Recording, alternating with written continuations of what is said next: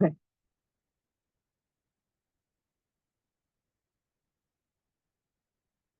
audio's on. All right, good afternoon, everyone. Sorry, we are late.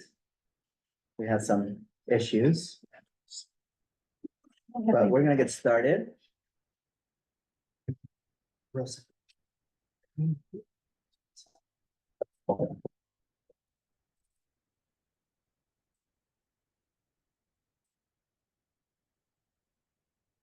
Okay, so we're gonna start with our roll call. Dr. Hurst, would you mind taking roll call? Absolutely. President Smith Folds, Good afternoon, everyone. Present. Dr. Gonzalez Hoy, Present. CBO Dr. Moses, Present. Catherine Acosta Oscars, Present. Summer Sigler, Present. Melissa Payne, Present. Guthrie Fleischman, Present. Mr. Booker, Present. Shante Smith, Present. Francisco Ortiz, Present. Mark Mitchell, Present. Juanita Flores Mejia. And then also we have Rosa Cornejo and Genesis Williams. Thank you. Thank you, Dr. Hurst. I noticed the only person you did not mention first name was Mr. Booker. That's very interesting. I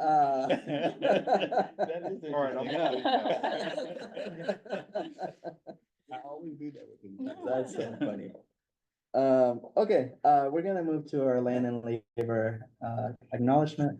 President Smith Folds, would you mind reading that for us? Thank you so much. I acknowledge that the burden of environmental exploitation and systemic injustice falls upon the labor of Black and brown bodies in the building of this country and its institutions. I remember that Black and brown people were born and died working this land against their will for generations. I also acknowledge the continued contribution of the labor of survivors over the centuries to today, of all immigrant labor, including voluntary, involuntary, trafficked, forced, and undocumented peoples in the building of what we refer to as the United States. Thank you. And then for our land acknowledgement, we recognize that we are presently on the lands of the Chochenyo, Wawarkma, Karka, Ohlone peoples, and acknowledge them as the first inhabitants of the land we currently occupy. Okay, so our committee, the purpose of the governance team is, well, governance committee is to review any policies, resolutions, or changes in law that affect our school district. Today we have a full agenda. Just to go over it, so people on Zoom know what we're reviewing. We're actually gonna start with our action items. We're gonna review our community schools resolution, which we talked about in the last meeting. Also our new policy on menstrual equity, and our policy suicide prevention, policy, which we have some changes. And then for discussion, we're gonna be looking at a resolution on cell phone use at schools. A new policy on the use of COLA received from California for our district. A new policy on book review and book banning. The effects of the new Title 8 law around heat in the classrooms. And then we're gonna finish with a review of our list of policies that we have to work on. So that's it. Now we're gonna move to public comment. The public gets 2 minutes per public comment. And we alternate between people on Zoom and people in the room. We also have public comment opportunities after each discussion and action item. Staff, do we have any public comment on Zoom or in person? Yes, we do. Johanna Gordian, please unmute yourself. Hello, good afternoon, Governance Committee. I just wanted to say thank you so much for doing this work. I also wanted to say thank you for bringing the racial equity community oversight policy to the Governance Committee. Our hope is that we can find synergy between the anti-racist task force work with the race equity community oversight policy to see how we can move forward. Especially sort of with everything that's happened with the district and parents, we feel like this would be a great opportunity for parents and students to become more involved and have a space where they feel like they can connect with district staff and really talk about policies and racial equity in ways that impact all of our communities. We're hoping that maybe we can present to the governance committee about the race equity community oversight policy. As you know, Healthy Contra Costa, along with many of our other organizational partners, parents and students, we developed that over many, many months with two board members of the board at the time. And so we feel like this policy really was informed to really help, to really design a sort of oversight body that would really function, help to further race equity policies at our district level. And so again, I just really hope that we can continue to build upon sort of the legacy of a lot of our policies and continue to see how race equity plays out in everyday policies in the district. And so again, I hope that maybe we can present to the governance committee at some point about RICO.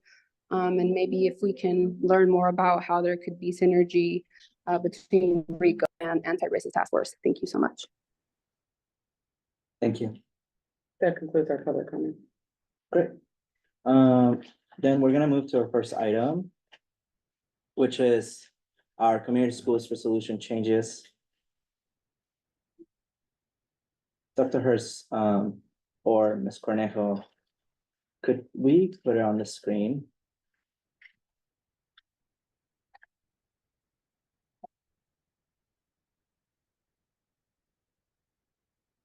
And then we reviewed it at our last meeting, but I was wondering if Mr. Ortiz and Dr. Moses, maybe since Martin or Ms. Sigler, if you all could discuss just the changes that are being proposed. And then we can move to a discussion about it. You want the draft or the final? The final, please. Ms. Ortiz, would you like to share some thoughts? You're referring to the updated resolution that's coming up for a vote? Yes.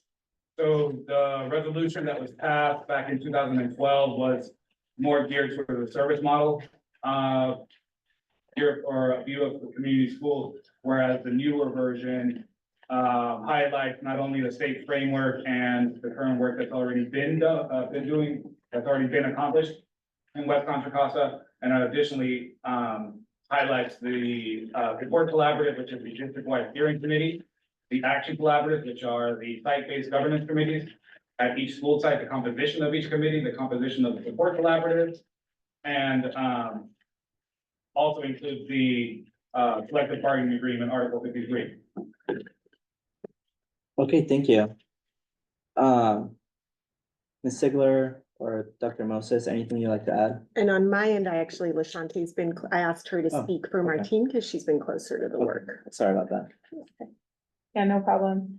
I think I agree with everything that Francisco said, and I think when we think about community schools in the district, it's really a strategy. And it's not a specific service, but it is a set of integrated services. So we really wanted to highlight that piece as part of our strategy and the piece that holds us as a district accountable to have a frame really that's led by our superintendent and other folks that then translates back to the school site. If you look at the previous resolution, it was very service oriented and it talked about specific things or services for students.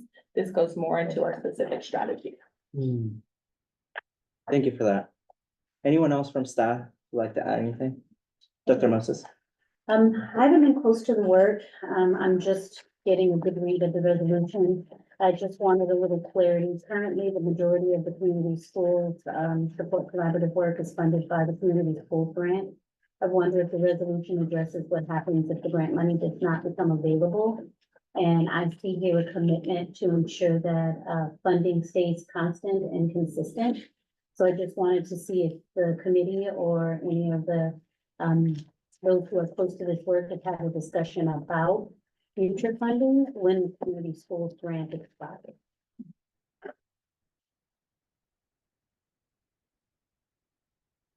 Good question. Can anyone answer that question? And before we do that, Ms. Cornejo, I think you're showing the old one. You're not showing the other one. Dr. Hurst, would you like to answer that question? Yeah. But repeat your question again. The question is just has the committee or the group guiding the work given any thought to future funding? If the California, Department of Education doesn't continue to fund at the levels in which they're currently providing to support these positions and these strategies? I would just ask that the group consider beyond that, what that looks like. In terms of our staffing model, in terms of our strategic priorities, and in terms of the future. This is something that would not need deep consideration until the out years when the grant funding expires. It is our hope that the grant funding continues, but we do know that it's an annual review of what the state will continue to fund. So prior to passing the resolution, I just wanted to raise that to see if anybody shares concerns about the future funding and the way in which it's worded in the resolution. Well, I can certainly say that I share that same concern. We have not had those conversations, but I believe you're right, Dr. Moses. We do need to have those conversations about how do we build capacity, once the money runs out. Maybe that's a conversation that we need to have and also include Francisco Martin as well. But Dr. Moser, saying that could affect us passing this resolution, like you would prefer that we wait until we have that answered? I mean, the resolution is kind of vague, right? But at the same time, it does say that we're going to continue, that the district is going to allocate these funds, right? It doesn't say like an expiration or nothing like that, so would that be your recommendation to wait? Well, I think that that's best left up to the committee who's been closest to the work. The word ensure that funding commitments stay consistent is vague, but it's also specific in a way. Would you mind pointing out where that is? Oh, sorry, it's at the very bottom now, therefore be it resolved. It's just above that. Whereas the district will allocate funds to support at least, but not limited to, 3 district community school managers, 1 site community school director. That is 3 plus potentially, close to 50. That's a lot of positions if we're having a site manager at every school. Looks like it could be upwards of 50 positions. So it says that each approved community school, well, right now, what do we have? 27 community schools? 26. So right now that will be 26, but I know that our goal is to extend this to every school. So eventually we want it to be every school.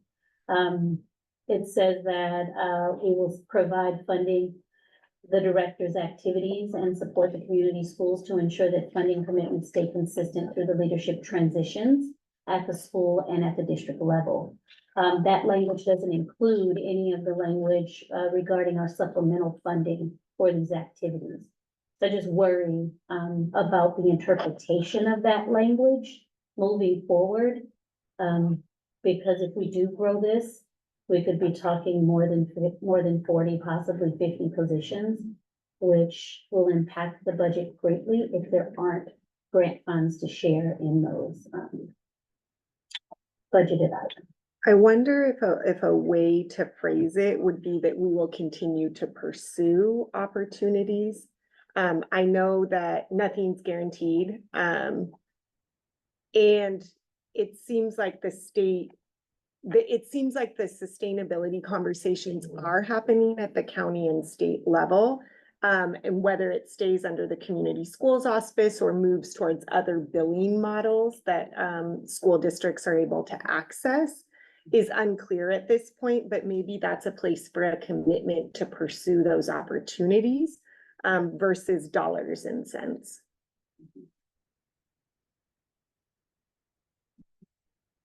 Thank you for that. President, do you have any thoughts? I'm processing. Can you come back to me? Thank you. Dr. Hurst, do you have any thoughts? Not other than what has been shared today. Well, I think that sorry. Mr. Ortiz, go ahead. Yeah, so what Dr. Moses was referring to, the 26 community schools that are grant funded or are supported by the grant. We already had a community schools program where the city of São Paulo already supports the funding for all the community school directors directly. So those are positions that are continuing ongoing since 2020, since 2012. We've also been partnering with the city of Richmond and the other 4 municipalities that we work with to provide the sustainability plan that we're thinking about, because the city of São Paulo has been a great partner of the majority of our schools in the city of Richmond. And so we have been working with our city council member to think of creative ways so that we can continue this sustainability, because we have, you know, in our strategic plan saying that we are a community school district, and this is one of the commitments that we really want to ensure that that sustainability plan is in motion and is advocated for at the district level. Thank you for that. Has the city of Richmond made real commitments of funding? We're working with them because there's been some trepidation in previous conversations, because they have provided the district with funding, but the transparency around how those funds were managed or allocated I think that relationship still needs to be rebuilt. I know that they've communicated to me that they've wanted to have meetings, joint meetings with the school board and the city council but those meetings have not actually been occurring, or, you know, there's no traction. But Thank you. the impetus is there.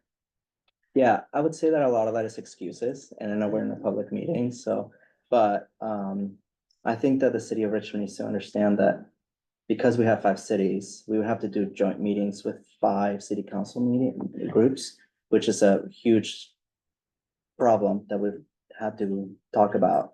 I think that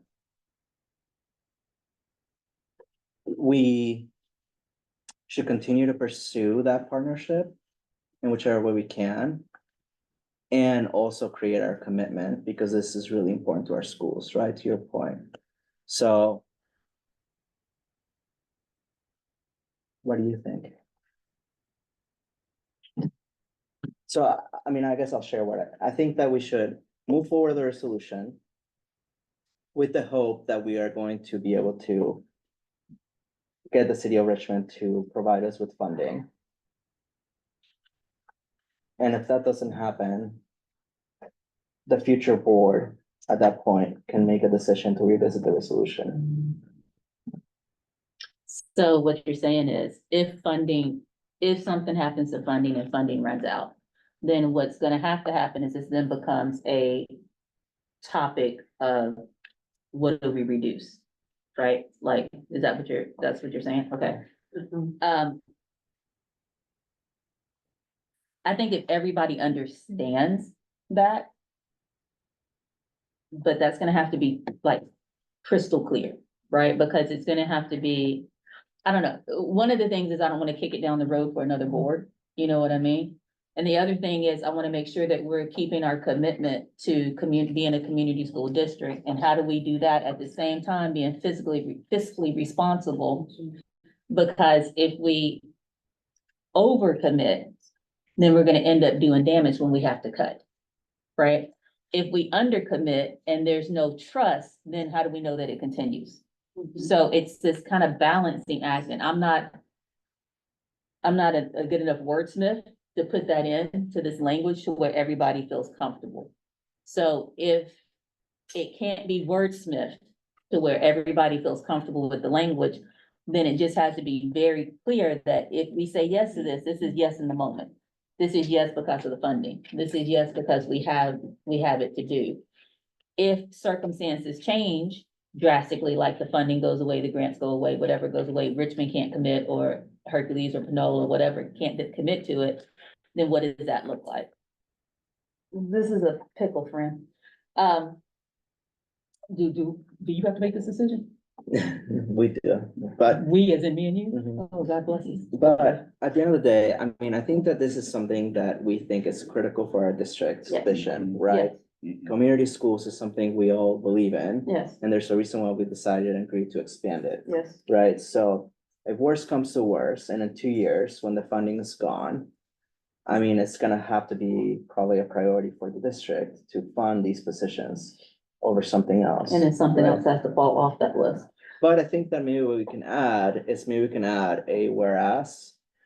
Or as part of our last paragraph, saying that the district commits to advocating alongside with the Community School Support Collaborative for the extension of the funding through the state and or finding other sources through our city partners. Yeah. And making sure that that's called out as a priority for both groups, the board and. Everybody involved. I think, again, as long as we're all clear that if community schools is what we're lifting up as our priority, then if the money goes away, other things have to fall off to keep this lifted up. Right? Is that, am I understanding that right, Dr. Moses? Financially, if we commit to this, then that's raising that up. We're saying by board policy or board agreement, that if this passes through the board, we are lifting up that community schools are a top priority in the district. While they're being funded, cool. If funding goes away, it is our intention to keep this as a top priority in the district, which will mean that other things have to fall off. They can, everything can't be a top priority. Is that, am I understanding that correctly? Yeah. Okay, Although I will say that it's already part of the UTR contract, to have So- community schools lifted up. the directors, right? Okay. No, Am I actually, the contract is tied to the grant funding. Oh, So okay. it is in the contract as long as we have grant funds available to pay for the positions. What this does is obligates the district to pay for the positions whether grant funds are available or not. I think where that starts, the language says, whereas the district will allocate funds. Yeah. I think Yeah. that whereas needs to be a little bit more flexible because we can't predict the future. So if it said, whereas the district is committed to identifying funds, I think that still prioritizes the work and it doesn't lock the district into a future financial obligation that we're not sure. We're not sure what it will be or what the impact will be on the larger budget. I commend the city of San Pablo for their great work, but I just also wanted to lift up. They've been funding 3 Beacon community directors at 3 of our schools. They are no longer doing that for free. The MOU that we signed this year says we contribute $125,000, and that sliding scale is increasing each year. So even the city of San Pablo is needing to scale back some of their budgetary commitment due to their fiscal situation. Just wanted to lift that up to say that even the commitment of the cities that are currently partnering with us is questionable in the future as everybody tries to work out their budget priorities. So if we pass this resolution as is, what we're saying is that just as we are committing to students and families and schools to provide them the necessary teachers, the principal, and the skeleton of what's required by law or by our policies, this would become part of that, right?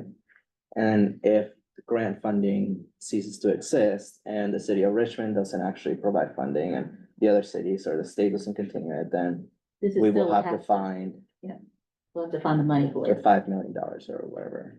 That's a good estimate. Okay. Mr. Ortiz, go ahead. And just to add on, the requirements of the grant require LEAs to provide a sustainability plan in case grant funding expires. So that ties into how we want to continue this work beyond grant integration if that does happen. What does that plan look like? Is it just paying it with one-time funding until that runs out?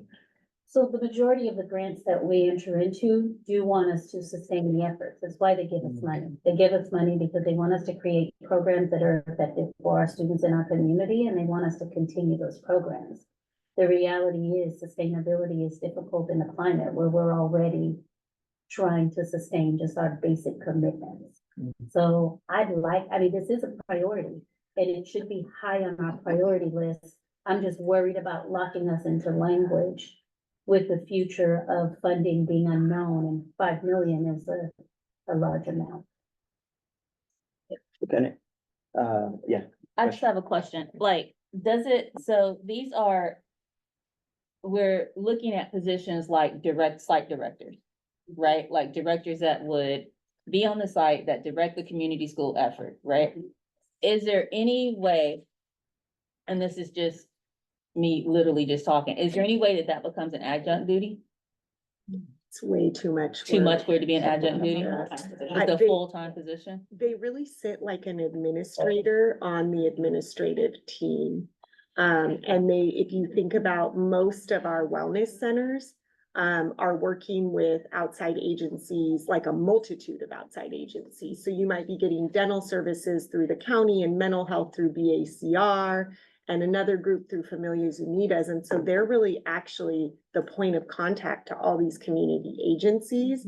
They're tracking and preparing data. They're meeting with the climate team, the site administration to say, here's the data, here's the need. We had, 20 referrals last week for mental health. How do we add services here? So they become a point of contact that makes sure the services are fluid. And they tend to have pretty in-depth knowledge about the services. Many of them have clinical backgrounds themselves. So if we're 2 years out from possibly losing grant funding, just hypothetically, if we're 2 years out from possibly losing grant funding, would it serve us better to figure out what it would look like in 2 years at a site? Like, are we building a bench? Are we spreading the work out? Are we thinking about what teachers or whoever can do? Are we looking at that in more of a sense of, does that make sense or no? Yeah, I just think that But you we think it can't. can't be done because you need that person? You need one person who's holding it and has the lay of the land, right? It really becomes, especially at the high schools, it becomes its own operation that is partnering with the school. And remember, they're also we have HIPAA, FERPA come together, right? And so it's someone who's navigating all of that. And so if you put a teacher in there, you may have a HIPAA violation.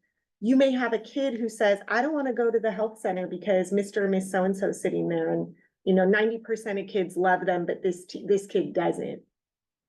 I think that they've also had to take on more roles and responsibilities from our cuts. The community school classified. director? Okay. Like especially in the secondary from the cuts on scouts, they had to take on additional responsibilities. So I just don't see a world where we can ask our Anybody to do current anything else? credential employees to take on more. What I Um, do think is that there is a commitment to continued funding. And when we look, grant streams do keep opening up and coming. And so we can commit to continuing to pursue. What I worry and where I agree with Dr. Moses is not that when we put a commitment like this in writing and it's 3 years out and it doesn't look exactly this way. And there are community members that hold up resolutions from 4 or 5 years ago and say, where's the funding? Where's this, right? And it puts our staff in a position to answer questions or answer to anger for decisions they didn't make.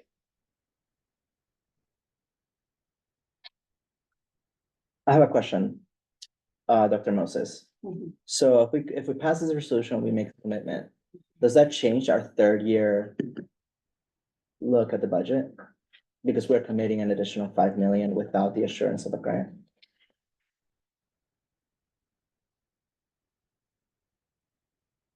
If you are guaranteed, okay, so if you hold true to this resolution, then yes. But we also, well, I won't bring up other things, but we have another group trying to hold up their resolution that we never honored. So a resolution is not a mandate, right? But if the board directs us to add this in year 3, that is what we would do. And that would change the amount that we spend in salaries. What I will say, because I do value the work, what's happening here, if I might share, is that we used to have wraparound services that were distributed through central district office. Same thing. Now what we're doing is kind of having a wrap counselor at every school, which sounds really valuable for our students in our community. So I'm not saying that it's not a great use of funds. What I am saying is that if you did choose to pass this resolution, you would need a counter plan for what are we going to cut to make room for that 5 million? Are you going to cut styles and replace them with community managers? Are you going to, you know, we have a lot of things that we no longer have in schools. We don't have nurses. We don't have vice principals in many of our schools. We had to cut things out in order to make room for something else.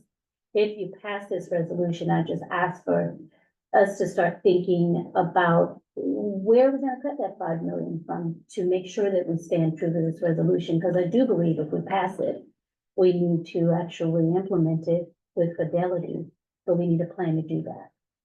Because we love to have a sustainability plan where community partners are supporting us, but that is a hope. We can't create a budget based upon what we hope might happen in the future. Dr. Hershey, you have your hand up. Yeah, I was just gonna add, that there's always someone or some group watching us. And without mentioning any other organization's name, I know when I first got here, there was a big conversation around a particular resolution. And I can imagine them going back to saying, well, we had committed and said that we will provide annually X number of dollars. So I could see those individuals coming to us, to the board, to myself, saying, well, what about ours as well? And just something for us to think about also. Thank you. Mhm. Okay, so thoughts? I don't know how we thread the needle. Like, I don't know how we make a permanent decision off of temporary information. Because we don't know what happens in the next 3 years or the next 2 years.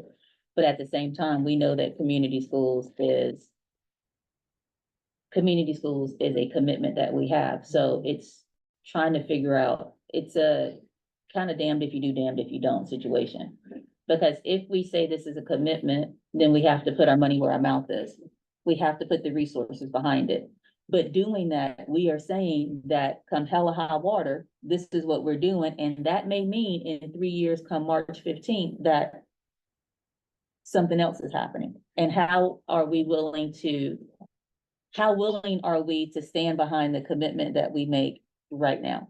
Right? And how willing are we to say, it's going to be uncomfortable in 3 years, because this is going to be a hit that we need to be willing to accept and to take, but it has to be clear and transparent, and we cannot have short memories about what we commit to, right? If this is a commitment, then it's a commitment that we go all the way. And it's one that we stand in front of every PAC and say, this is a commitment. We understand that what was done before is not the way that we're trying to do it now, but this comes with a possible expiration date. These funds will run out eventually without knowing that there's a commitment ahead of them. We as a district are saying this is important and it's gonna come at a cost. If we don't get the grant funding, it comes at a cost. And are we all willing to sign on that dotted line and say, this is the cost that we're willing to accept in 3 years? The answer, I don't know. I just don't know. Like, I'm willing to say yes if we have that part of it also. And I don't know what that language looks like, right? I don't know how you put that language in a resolution saying this is a district priority, which we know if funds are not there, comes at a cost of other people, programs, whatever, right?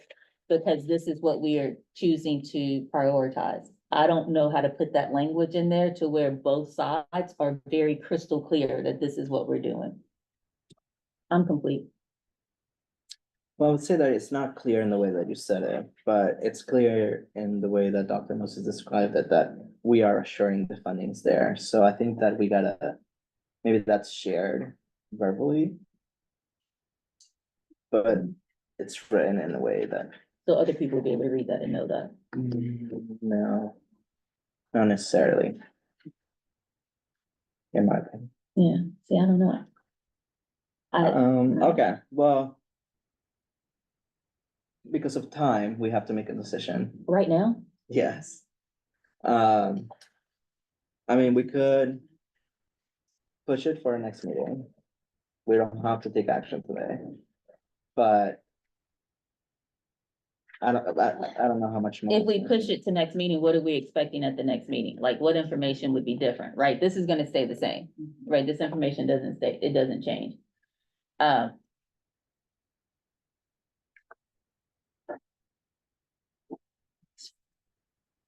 I mean, the only thing that could change is if we make the language a little clearer to what you express. But I don't think that you or I, or maybe even staff, right, like, thinks that it should change the intent that we're not going to fund the positions. It's more of that we want to be clear with everybody who reads it, that this takes priority potentially over other things, if that has to happen.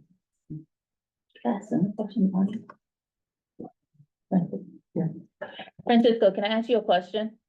Yeah. So with the language that stands as is, if the language stands as is there an understanding on labor side that if to raise this up, something may have to drop? Right? You know what I mean? Like if the money runs out, right? If the money runs out and the cities don't partner with us, like we cannot find any other money. Is there an understanding on labor side that when we do this, something else we have to cut from somewhere else? Is that a clear question or no?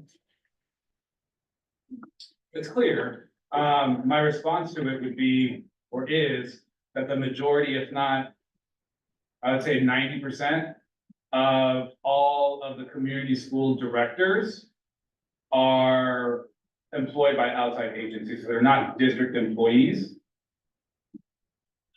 There is, I think, 3 of them that are district employees, which would be the health and wellness manager at Deanta, at El Cerrito High School, and Pinole Valley High School.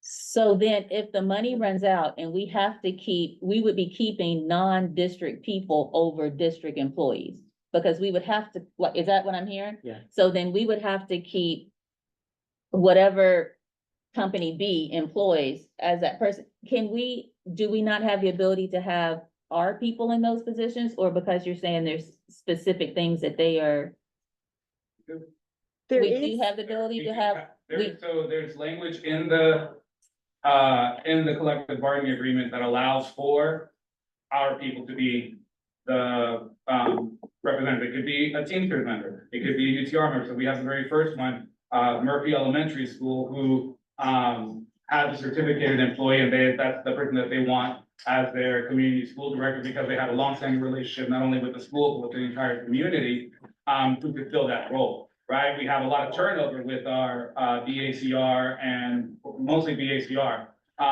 the people we contract out to. Yes, Okay, I would add though that they are full-time CSDs who are UTR members. They're not doing split duty with the classroom. But the reason why we don't have our employees in those positions, was it because we didn't have a job description yet? Was that part of the problem? it was already what we had. So we already had community schools, and they already had those partnerships either with Seneca, who are the unconditional education coaches, or the community school directors through BACR. So why are they not our employees now? Why are we just not opening them and offering them to our own employees now? The opportunity is there. We've been working on a job description with Dr. Johnson. I think that's one of the. Yeah, they have the opportunity to apply. Okay. It does not pay as much as many of the teaching jobs would pay.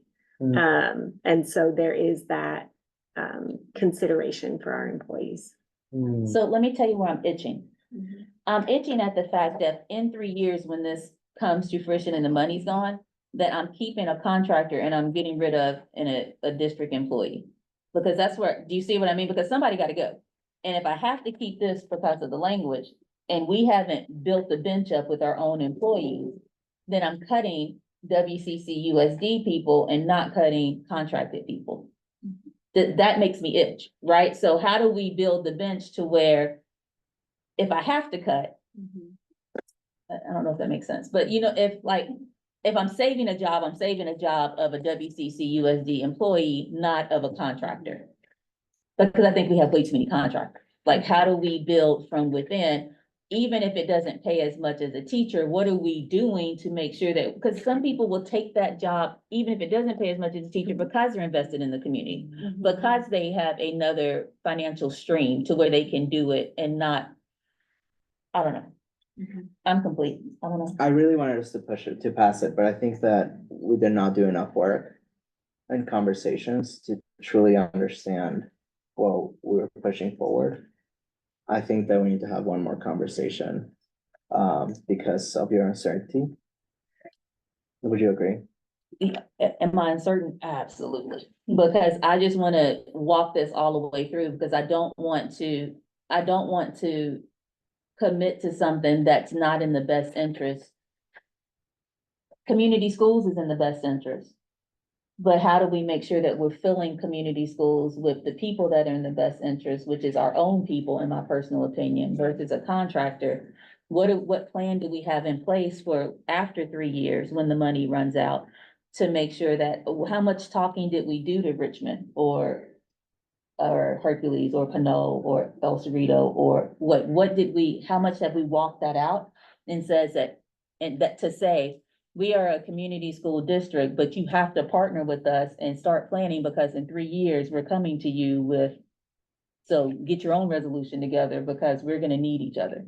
Or the grants or whatever, I don't know. Yes, I'm uncertain, and I agree with you that I'm certain about community schools. I'm uncertain about how do we protect our own people in community schools, and how do we have a plan that's building the bench, and how do we have a plan that in 3 years, we're not scrambling. So that's where my uncertainty lies. Well, I have less of a worry about our own people versus outside agencies, because I heard our goal is that they're going to be our own people eventually, right? I mean, that is our goal. They're going to be filled by our own people in X or Y months, years, right? Yeah. So eventually, when we make that decision, we would be choosing between our own people. So that is less worrisome, I think, for me. It's more of the finality. Yeah.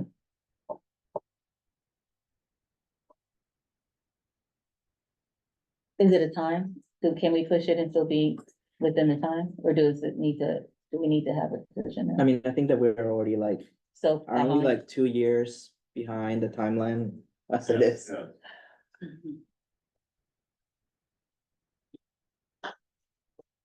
Okay, Yeah, give me I some think- processing time. I think we're agreeing to the commitment. Yes, I don't think that's gonna change from now to the next meeting. yes, I don't think that you and I, the support collaborative, is going to decide, like, if the funding goes away, these positions go away. I don't think that we're gonna get that commitment from anywhere. I think that more importantly, maybe we pass it and we say, we have to start the advocacy now, because we are committing and we need the funding from somewhere, right?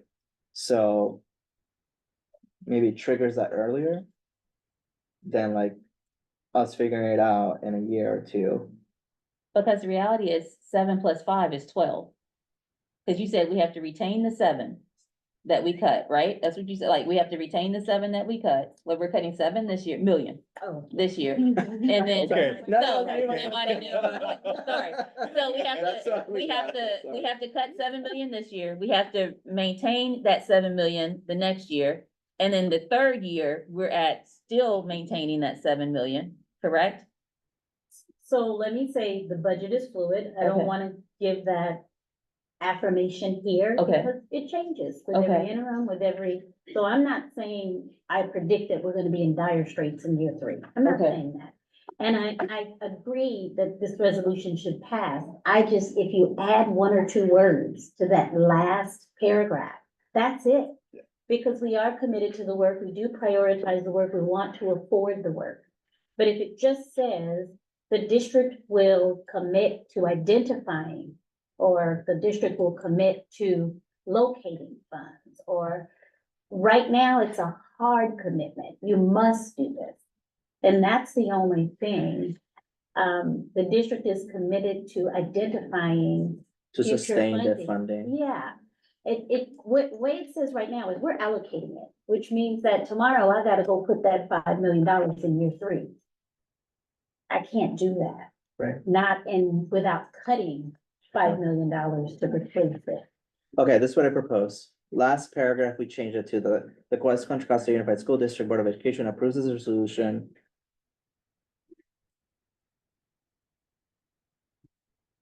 this resolution's commitment to identifying and sustaining funding. I hope someone's writing this because that's not what I wrote. Resolutions, committed Committed to finding or sustaining, To identify. Where are all the future English funding, teachers? Committed to identifying future funding. committed to identifying future funding. Approve this resolution and make a commitment to identify future funding of community schools. And then in the paragraph Committing to four, identify. the same thing, our district will commit to identifying future funds. I think to identifying. it's a good support of the resolution, but it gives us the flexibility we need with all of the unknowns. I think we're all committed to keeping this program and moving it forward. But So here's a question. May I ask a question? If we change this language, right, to say that the district is committed to X, Y, and Z, how do we then ensure that we're hitting those goalposts, milestones, timelines, whatever, to where people who are looking at our commitment to community schools can see the commitment to community schools, that it's very tangible, that they say they have been training, they have been searching, they are pulling away from contractors to ensure that we are now at HR is involved, and we're making sure that we are looking for people to fill these spaces that are our people, that when we create this language, how do we then at the same time create a transparent level of this is why and how you can trust us because we are laying it out in a roadmap, right? Or we're hitting those markers or what, like you see what I mean? Because it has to be a both and. I do, and I think it's possible by starting, well, I think that we need to entertain this into the discussions about LCAP. Because this could absolutely be a part of our future LCAP plan for supplemental funding. And we need to start making shifts right now in order to add more over the supplemental funding, so that in year 3, we've built up support for the program. It's the same thing that we need to do for all of our priority programs, Yeah. because the reality is they are supplemental. And we do have a lot of work to do because our supplemental budget right now has a lot of things, it has gaps where we would like to fill. I think that it is absolutely possible, especially if the board and our superintendent prioritize it. But it's something that we have to build over time by focusing on it and prioritizing it and making shifts in our budget now, so that in year 3, we have the money available for our commitment.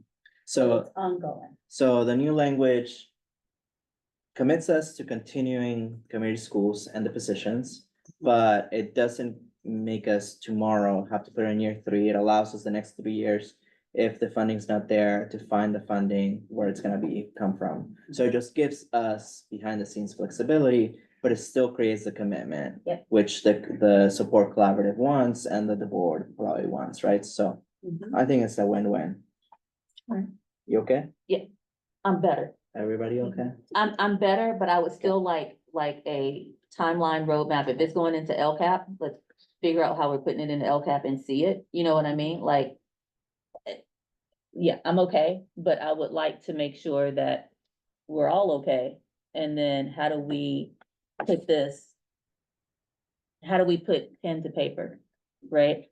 To make sure that we're all holding ourselves accountable in every department to this priority. And what does that look like? Okay. Okay, Do I have Mr. more Ortiz? Just one last comment. So on that very last paragraph where we're talking, or where it states that, we're committing to the resolution and partnering with, the county, the cities that, West Contra Costa serve, the state of California, and also philanthropic resources, so that we can ensure the success of the policy. What's the new language that you all wanted to, add to it, or? So on the first sentence, it's all one giant sentence. After approves this resolution by committing to identifying the funding of community schools in collaboration, et cetera. Future. Yeah, the future funding. Thank you, Genesis. Can you read it? Committed to identifying future funding of community schools. Thank you. So it ensures that the purpose of the resolution's there, but just allows time for the district to figure out where that funding is gonna come from.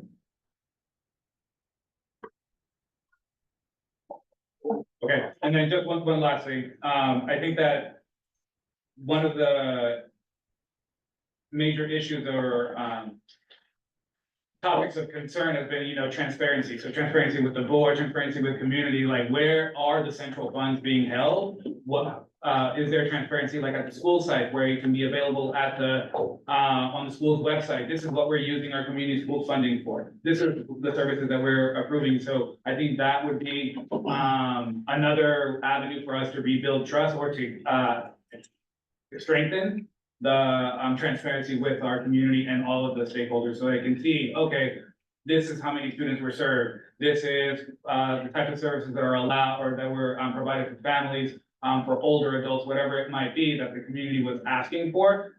Oh, now I want to jump in, because I think right now, we're 3 years into the program, but there's not really any notification or information to the public or to community, like how is community schools being, but we have the 5th largest brand in the state, right? So I think we should be able to show the community, this is how we're spending this money. Thank you for that. Okay, with that, you okay moving forward with that change? I think that with the changes that you put in here, that satisfies one side of the equation. With what Mr. Ortiz just said, with that level of transparency, that satisfies the second part of the equation. And then, I don't know if you can have a third part of the equation, but what Dr. Moses is saying about the planning and the accountability and the timeline and all of that stuff comes with it, I'm satisfied. But I want to make sure that we're capturing what President Ortiz said, and that's part of this.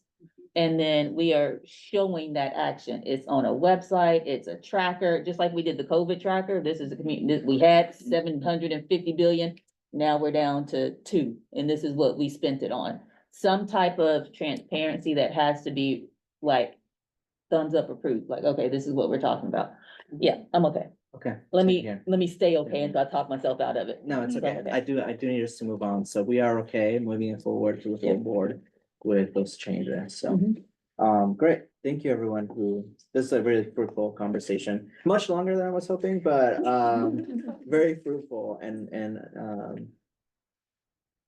yeah, why don't we move to our second action item, which is the Menstrual Equity Act. Okay, I'm really worried about the time now. You want me to keep time? Well, there's no way in 15 minutes we're gonna finish 7 policies, so, especially if we use that as an example, of how long it's gonna take us.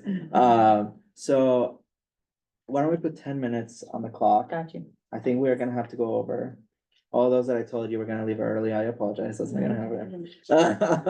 But why don't we move to the second one now? And I think it was, Ms. Acosta Praskas who was going to share. I think it's actually Melissa. Oh, I'm sorry. That's okay. I'm gonna stop pointing at people. Melissa, I'm sorry, Ms. Payne. Hi, good afternoon, everyone. And so this is my first governance committee in a couple of years. And so on the agenda tonight is the board policy for what I would describe as the third phase of the Menstrual Equity Act. The original legislation went into effect in 2017, and the requirement was to provide supplies at Title I schools. I would say the second phase of the implementation really started at the beginning of fiscal year 2023, which would be July of 2022. And it was about providing supplies and restrooms on campuses that have 6th through 12th grade. Most recently, July of this year, what I would call the third phase has been implemented, and it's really expanded the implementation. And so it requires also providing supplies at school sites that serve grades 3 through 12. And also providing in one men's restroom. And so as part of the implementation of the act, there's signage in the restroom, which is now part of the required annual facilities inspections to ensure that that signage is available.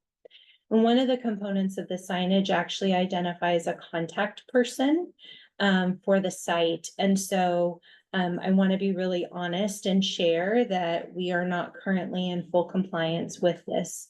But as I am stepping into an acting role and trying to get up to speed, one of the things that we've been doing in leadership is really partnering, because I think we have to, while we know that major components of this have to do with providing supplies and providing signage, it's really about providing an essential service to our students that desperately need this. And I think the intent of what this is about is creating a safe space so that people have what they need and taking away the stigmatization that exists and really eliminating the health and safety issues associated with period poverty. And so we have to go beyond what statute calls for. So some of the things that we've been partnering with in leadership is really partnering with the sites. Because when you put the name on the sign and you say, here's who you can reach out to for more supplies, we believe that if we're partnering with the sites to identify who that contact is and provide signage where that contact can be updated, it truly gets to the intent of this legislation, which is supporting our students. And also partnering with the sites to understand what are the right restrooms for identifying how to really support the need.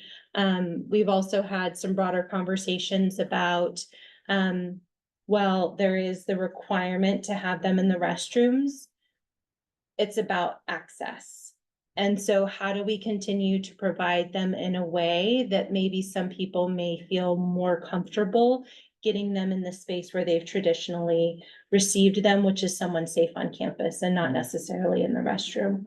And so there are definitely some very technical facilities, signage, considerations that we're looking at, which include providing the signage in multiple languages.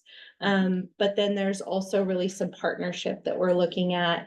How do we do this in a way where we're meeting the requirements of the law, but we're doing it in a way that's actually doing what this is intended to do? And again, it's providing an essential service to our students and doing it in a way where they feel safe getting the things that they need. And so I'll pause right there and pass it back over to the committee. Thank you. Do we have any public comment on this one? We have no public comment. Okay. Do you have any questions? No, I think this is right where we need to be. I think that period poverty is a human's right issue. I think that it's a civil rights issue. I think that the more that we see pads and tampons go up in price, the more that we're literally pricing out people for their hygiene and for their protection and for all the things that we know that can do lifelong damage if you do not take care of yourself. And as a female, if you do not take care of yourself, or one that menstruates, if you do not take care of yourself, there's impact to that. So I think that however we need to ensure that we're doing what we're doing, then we need to make sure that we get it done. Because I go to bathrooms all the time and I push the little button and it's not in there. I'm complete. So that was gonna be part of my questions is, how does the refill, who's in charge of the refilling, and how does it occur for the sites too, if they run out of supplies? So the supplies, one of the things that I'll add about this, absolutely essential, but it's an unfunded mandate, right? And so one of the things that we experience as school districts is there are wonderful things like this that we absolutely need to do, but funding doesn't come with it. And so in the initial implementation and rollout, it was about getting the to be able to have the machines in the restrooms, right? And get those installed and then have the different types of supplies. And so the law does require that we provide both pads and tampons, but there is a price point to the quality of materials. And back to kind of meeting the intent, are we providing the type of supplies that people will use that desperately need these supplies? And so that's where tension can lie, because these are unrestricted general fund expenses that don't come with additional dollars. And so the warehouse does order and stock them. They're delivered to the sites. The custodians do build the machines. Part of the signage requirement is you're saying if I need additional supplies. One of the things that we know and we've talked about in a very partnering space is part of what supports a good implementation of this too is advocacy to make sure that everyone on our sites understands what we're providing and what's being made available. The signage will identify who you can reach out to if you need more supplies, because it is very possible that someone could go in the restroom and pull multiple supplies. And they could pull multiple supplies to use and take home. They may use multiple supplies and not use them for what they're intended to be used for. And that's just the reality of supplies. But there's a cost impact to all of that too, that is very real, and shows up in our supplies order and in our custodial supply accounts. Got it, okay. So I do think that, I mean, I agree with everything that you both stated, but I think that we do need to do like an educational piece. I think once we pass the changes of this resolution, I don't know if there's so many changes, but just pass this resolution, is that maybe we gotta send a district-wide communication about the procedures. I spoke to a custodian who told me there's not their responsibility to do it. I spoke to a teacher who told me that they have not had them this year, and she started a GoFundMe at her school so that she could provide them for her students, which I donated to. But I also felt like, to your point, like they shouldn't have to do that, right? But I think that there's a breaking of communication that's happened, right? Of like the custodian, who's in charge of what. I don't know if site administrators know the procedure, right, for ordering more, or it's so new, right? I don't think anyone's fault, but I think that we just have to be clear, right, with that. I think that the commitment of funding, I mean, I think that this is one of those things that like, we just gotta commit it, no matter what happens, right? Even if it hits our bottom line, I think it's one of those things that is completely essential. So. I think that we also have to think about the education around the discipline part of it. If school B is running out because Timmy is throwing them up on the roof, or like wetting them and then throwing them at Bobby's face, like what's part of our discipline matrix? Because fourth grade boys are gonna be fourth grade boys. If we have to have, and fourth grade girls are gonna be fourth grade girls, like they're going to be curious if we haven't had an education around this. And then when you bring the education around it, then you're gonna have to talk to parents about why we're having this conversation. And then parents are gonna be like, I don't want you telling my kid about menstruation. Like, I don't want you having that conversation. Well, sorry, Charlie. Like, this is the conversation we have to have, and we have to push that from 7th grade down to 4th grade. Or move it around, like, how do you have that conversation? And then what does it look like for a parent to opt out of that conversation? Like, there's so many logistical parts of this, but the bigger picture is, or the bigger issue is, this is a human right. And we have to do, I'm complete. The timer said it. Well, it sounds like we're all in agreement. I think that, Mr. Flashman had Just to President Yeah. Defoe's point, that is in ed code, puberty education and sex ed is mandatory that we provide. What grade does it start? Uh, 5th yeah, grade? Fifth grade is the puberty ed, and then 7th grade is sex ed. Okay, so they get it in 5th grade about menstruation and pads and tampons, so they should already have it at the school level. What does it fall in our school calendar? Do they have that discussion in January, or do they have it in August? Springtime usually. Springtime, so they already threw the pads on the wall for 6 months before we have the conversation about what the pad is. Can we move that timeline? Is that something that we can control? I think so, and in general, we know that happens in the upper grades in 5th grade, but we're gonna be offering it in 3rd grade classrooms, so it really needs to probably be part of an opening school assembly that talks about, we all talk about the predictable behaviors that we wanna see in the classroom, in the hallway, in the cafeteria, in the bathroom. This just needs to be incorporated into that language, because we're not ready yet to do puberty education with 3rd graders, but they're going to see it, and so are 2nd graders and 1st graders, because they use the same restroom. bathroom.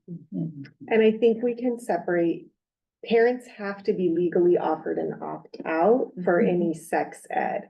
I think that's different than talking about respect of campus. Mm. And so what you're talking about when you're saying wetting them, throwing them, that's really, I went through our discipline matrix today. That really falls under vandalism, not heavy vandalism, right? But it's abuse of school property. And so the conversation is respecting school property. Mm. And there's not an opt-out of that conversation. Mm. Okay. Yes. I'll say real quick, I like that in it, it has, you know, for students, but also has for adults, because some, like, how many teachers need, like, how many, the percentage of teachers are women? And sometimes they don't have access to those things, you know, they forgot or whatever. So we had that issue last year, it's like a teacher's like, hey, I don't have any teachers' bathrooms, it's like, it's like, oh, yeah, your stuff was like, oh, no, you need to get that, and then so like how, it's like not just for kids, it's important that kids have, they need it, but it's like also like the 75% of teachers who are women might also need it too. So that it's both. Mhm. Thank you. Okay, well, I'm good moving it forward. Yep. I think that, we'll let you all figure out the education piece. But I do think that it's needed in two sectors. One, the student and family piece, but then also the procedure, really understanding that, and how it works. So. Yeah, I mean, I think I like that we're moving it forward. I think it's gonna have to have further conversation, because there's gonna be things that have to be fleshed out and figured out, including flushing. Because if they start throwing it down the toilet, then you're creating a whole bunch of piping issues, you know what I mean? Because it clearly says, don't put it in the toilet. Like, so that education piece also, like, what's the damage that it can do? And then do we have any financial commitment to that? They tear up these computers, we charge them $300. You mess up these pipes, what are we, like, are we gonna charge you? If you throw them all out of the thing and you wet them, Johnny, your mama gonna have to go to Costco and bring in 2 buckets of pads or whatever. So there's conversations that have to happen. I'm complete. All right, then. That can be part of our campaign. We're gonna charge you for the pipes. Yeah. Okay. Mess up these pipes. Okay, well then, we're in agreement to moving forward. Yes. Okay, wonderful. Thank you, everyone. Thank you, Ms. Spain. That was a wonderful presentation. Okay, we're gonna now move to the third item for action, which is the updates on our policy, suicide prevention. 10 minutes? Okay. I'll give it to you. Yes, sorry, yes. Yes. Okay, thank you. So we updated our suicide prevention policy, and we had those policies updated for both grades K-6 and 7-12. So the main changes are readability. All of our policies need to be read at about an 8th grade level or below. And the policy that we previously adopted did not meet that threshold around readability. But we also added a language to really focus on all the aspects of suicide. And when we think about suicide, it's often difficult to talk about. And so we want to ensure that we are doing a lot of work around the preventative side. So what does suicide prevention look like in schools? And really, that is not isolated to a single individual or mental health professional, but it's all of our duties to prevent suicide in schools. And so you'll notice language around the suicide prevention. And then there is mandated training that we must do. So all district workers who work with kids have to be trained on the signs of suicide and really looking at the signs of depression and the signs of any mental health disorders. And it's not so much for them to intervene and become a therapist or a mental health professional, but it's more so that they are understanding the signs so that they can refer students to services. The plan also talks about an overall strategic plan for suicide prevention, and noting that our district has taken a lot of careful thought, I believe, and consideration into thinking about what this looks like on school campuses. I want to highlight that we've done a lot of work with our school psychologist team, and there are actually school psychologists who are provided time now to really work on suicide prevention, suicide intervention, and then there's also the postvention. We know that if suicide is completed on a campus, the postvention side of what we do after suicide looks different than what we would do after different types of crises. The other thing that we noted in here is that all of the components that must be included in a training program, as well as the employee qualifications and scope of service. So really acknowledging who is the person to identify the student, but then who is the person to actually do the risk assessment? And then how do we partner with other agencies to ensure that a risk assessment is done for students who may be suicidal?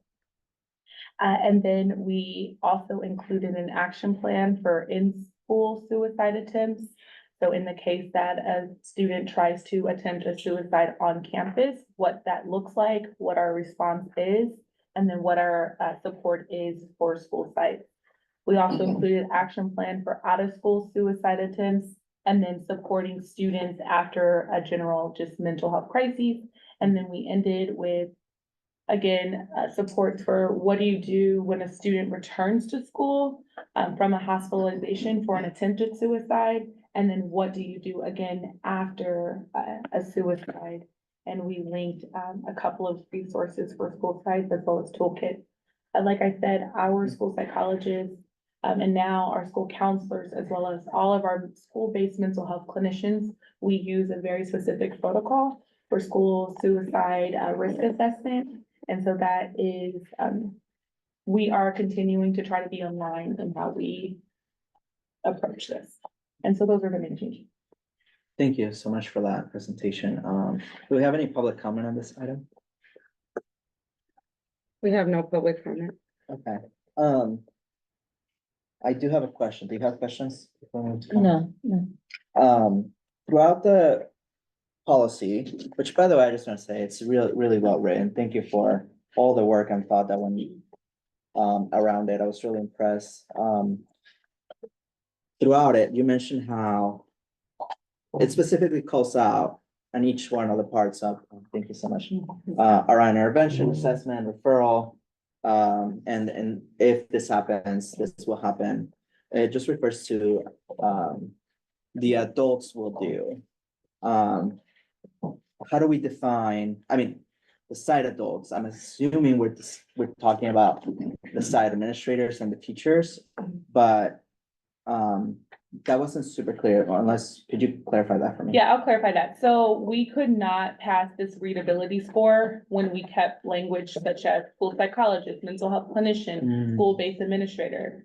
And so when we consulted with legal, and this is also in collaboration with our Title IX office, they said to change that term because we have our internal process. But if someone who was not connected to a school site were to read it, they should be able to understand that an adult will come in to support. Just the language wouldn't pass with the quote unquote educational jargon.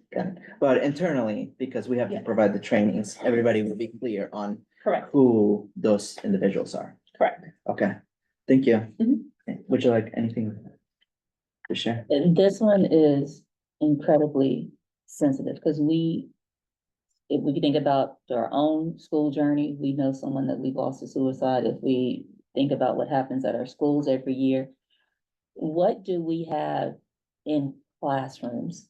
Do we have the suicide prevention number in classroom, like the number that we're provided? What can we do we have it on our badges, right? We have it on the back. We have it on our badges, but are there signs, postage, signage, something that's in the classroom that kids go to every single day to see if you're feeling sad, if you need help, if you're doing this? Maybe they don't want to go to someone on campus, but maybe they're willing to pick up a phone and call someone. Like, I'm looking for, to your point with the preventative measures, I don't have a problem with the policy, like what we're passing. I think it's absolutely excellent. My question is, how does it show up on sites? How does it show up to where we're either having these conversations through assemblies? We are talking to our leadership kids and our leadership teachers, and we're training our teachers, to your point, to look for signs and to understand it, but we're also putting that information out to parents. This is what you need to look for, because they so drastically differ when they become teenagers. And you're just trying to figure out, who is this kid? Who is the kid that would smile and laugh when they were 2? And we always see our kids in this kind of like their 2-year-old stage, but now they're 12 and they don't want to come out of their room. Or they're 13 or 14 and we know that they were happy and then they broke up with the boyfriend and we thought they were over it, but now they're not. Mhm. How do we train our parents to look for those signs too? So I'm not only looking for physical things in the classroom, Mhm. but I'm looking for how are we getting this information past the student? How are we getting it to the parent? But getting it to the student is one thing, getting it past the student to the parent is another thing, so they can take some intervention roles as well. I'm complete. That wasn't a question, sorry. But I heard a few. yes, kind of. Well, I mean, when it comes to the signage, I don't know if you wanted to respond to that, especially since we're getting rid of our badges, right, soon, eventually. I shouldn't say that out loud. I thought we were moving to a new volunteer system eventually. I don't want to create more. chaos around that. I saw panic faces all around. Ignore my comment. So last year, I want to say at the beginning of last year, maybe the middle of last school year, there was Ed Code put out that we must have signage in areas that are like high frequency areas around mental health. Mhm. So signs of and this is for grade 6 to 12. Mhm. So signs of a mental health crisis, signs of depression. How do I know I'm depressed? How do I know that I'm not feeling like myself and happy? So with communications, we designed those signs, and so they will be printed and put at all of our school Okay. sites. We're just waiting. We also collaborated with Art Harris from our education-related mental health services team to make sure that the signs were kind of in line with what we think are appropriate for all students to see.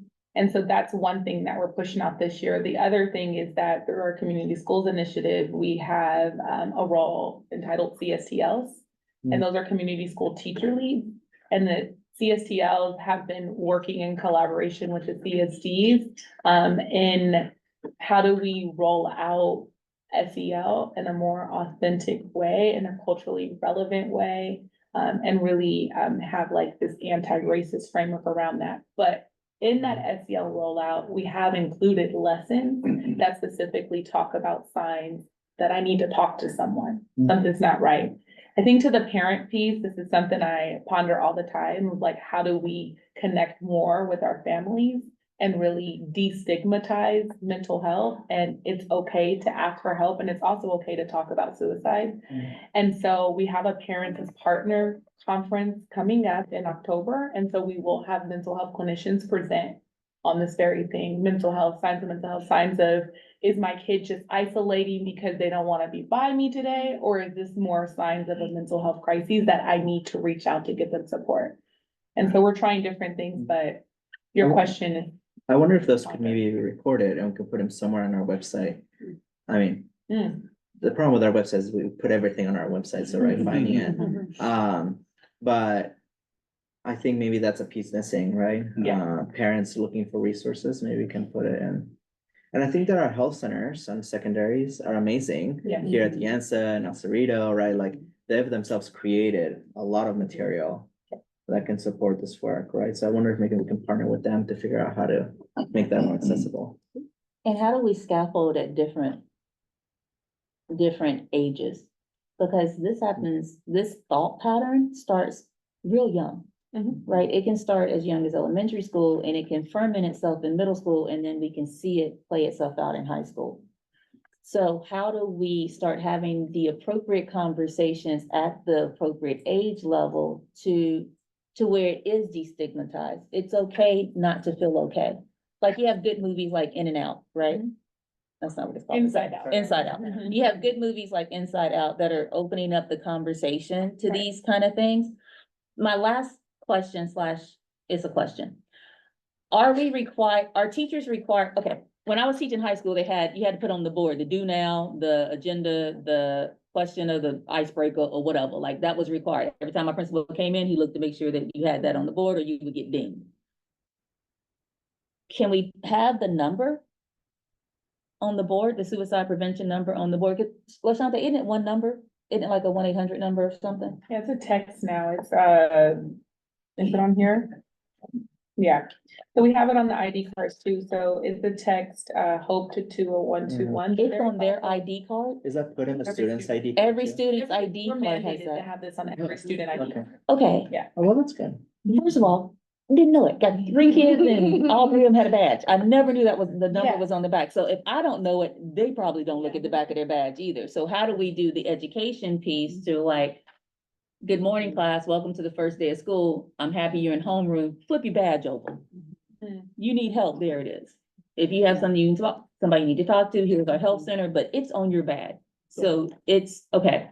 All right, thank you, because Yeah. I didn't know that. So even, I will go home and show my own children that it's on the back of the badge, so you will be able to have someone you can reach out to. So that little educational piece. Dr. Hurst, I'm thinking about your superintendent's reports. Mhm. That hits some parents, that Mhm. hits, some people watch that, Mhm. and they could be like, hey, this is what we're going to flip the badge over, talk to your kids. All right, I'm complete.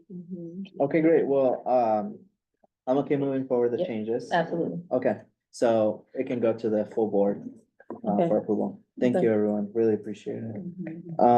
Okay, we're gonna now move to our discussion items. So we're gonna move to cell phone use. Okay, I'm actually a little nervous about starting with that one. Could we move that to the end? I Is think that possible? we're I'm trying not to look at you know, He's the avoiding cost of eye the Crockett and Miss Sigler, cause I know that it's I their think they have item, it they don't get to down. go. That's pretty okay. well. It'll go pretty well. Okay. Yeah. So is it okay if we start with the other ones then? Yeah. Okay, just because those will be quicker. Okay. Well, I say that. I was gonna say. You guys are gonna have me doing DL cap right here at this table. Oh, is that tonight? Oh, is DL cap tonight? Yeah. I think what they're gonna share about cell phones is pretty concise. Okay, well, why don't we just, listen, I just wasted us 3 minutes. Why don't we start with cell phones and we'll go from there, How long time? 10 minutes. 10 minutes? Okay. All right. So mostly I looked this through, and it really doesn't deviate very much from our existing policy. The existing policy really says, keep it away during academic time. And there is a caveat for high school students at lunch and passing period. So my only concern when I'm looking at this draft, And you're referring to the LA resolution? no, I'm saying our previous district policy, the way it was Oh. written in the student parent handbook and the student code of conduct. And so when I look at this new policy, most of it is actually pretty status quo. Mhm. And I guess there's probably a larger question of if the state is moving towards a cell phone ban for this health and safety of students, and we know that in our high schools, our safety issues occur during passing period and at lunch, right? We have very few safety issues that occur in the classroom. Then why are we continuing to permit lunch and passing period use? So I reviewed existing policy. It is, you know, the elementaries are pretty status quo. Keep it put away in your backpack. And I think the enforcement is a little simpler. Middle, about half are saying bell to bell, no access. The other half are saying, okay, lunch and passing period. We have 2 high schools who have said bell to bell, no phone. Greenwood's using the Yonder pouch and Pinole Valley has said none. I wanted to call Mr. Irving to see how it's going. Like, is it living for real or is it just on the paper? But he was having a busy day, so I'll catch him later. If we decide to go the direction of saying no during passing period and lunch, I do think what you said last time about a phased rollout would make sense, right? You say it for middle school, next semester, next year, go in for all high school. And I don't think it'll be easy. I think we will all walk onto campuses and be like, they're not enforcing this. I think it's gonna take a long time. But I met with some students here today that are questioning, you know, if what happens with our phones is stuff ends up on Instagram, that's traumatizing for us, right? what are you doing about it? And so I think that's worth consideration. Hmm. Thank you. Dr. Hurst? I'm not sure if Catherine or Mr. Booker has something to add to what we shared. I would just say that there's a model policy that the ACLU is, vetted, along with other, agencies outside of, school districts, in collaboration with law enforcement. And so in a model policy is very similar to what we have now. But they're saying that if it's a medical emergency or emergency within itself, meaning, you know, worst case scenario is what happened in Georgia, that they would have the ability to use the phone. But other than that, the phone should be put away. They shouldn't be used at any time, of the day. And then there's a part where there's progressive discipline. The biggest thing is how do you enforce it? I do believe that there are benefits, and there are studies that show that there are benefits of not using them in the classroom. But how do you truly enforce that? Because you can't go grab somebody's phone. You can't forcibly remove it from them. So how do you enforce that? And not mention this at the previous meeting, is that there has to be the information put out. And then the education has to be important. So, you know, most policies are put out at the beginning of the year. You have until 2026 to actually implement this. And so I think if you go through a process of educating folks, not only people within the schools, but also the community. Because the biggest thing is that you're gonna get kickback from parents. Parents saying, I can't get a hold of my kid. And then the whole medical part of it, you can't ask what the medical reason is. That's a HIPAA violation. And although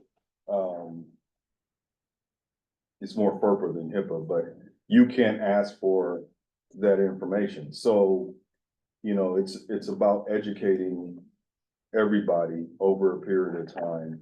And then, you know, obviously phasing it in. I think that to Ms. Sigler's point is that the elementary is fairly easy. It's the secondary that you're gonna have a problem at, and how do you phase that in? And then making sure it's universal, making sure that, you know, there's policies right now, and I was looking at it, there's policies at Pinole Middle, Pinole Valley High School, El Cerrito. There's a number of schools that are enforcing cell phone bans in some form or fashion. Is that this needs to be a uniform policy across the district where everybody is adhering to the same procedures and moving forward. So, you know, I looked at a lot of research. I looked at other states and what they've done. They are getting some resistance in Texas and Georgia, Georgia for obvious reasons. But there also is a safety component when you talk about cell phones in the classroom, when you're dealing with an active shooter situation. So there's pros and cons. And so I just think that there does need to be some form of cell phone restriction. But I think if we are looking at policy, we should stick with what is modeled across California. And then fall in line with that. I looked at the policy from LA Unified. And there's some positives in it, and then there's some concerns in it. But I just think that moving forward, we should be really focusing on the education part and making sure that everybody understands this, and including our labor partners, because you're asking our labor partners to their membership to enforce this, you know, the teachers, in some cases, staff members, office managers, et cetera. And so you want to make sure that they have a clear understanding of what is supposed to happen. Thank you. Do you have any public comment on this?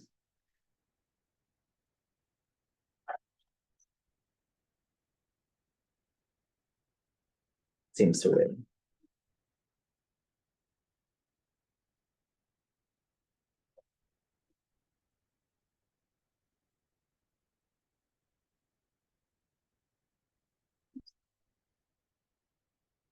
Yeah, I forgot I'm gonna do that then. Which one?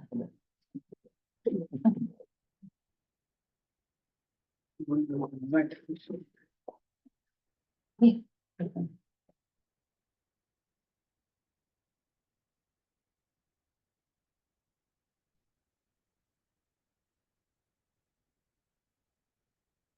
Mr. Brayley, you can unmute yourself.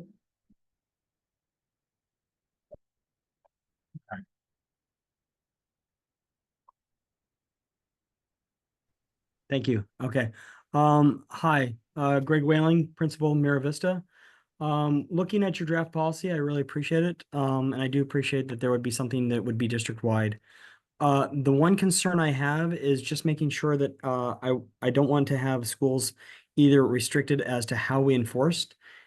Specifically, there was something in the language down at the bottom about how it would be returned to the student. I want to let you know that how I'm enforcing or how I've enforced at other schools and enforce here is that it doesn't go back to the student. If it is confiscated, it goes back to the family at their time when they are here.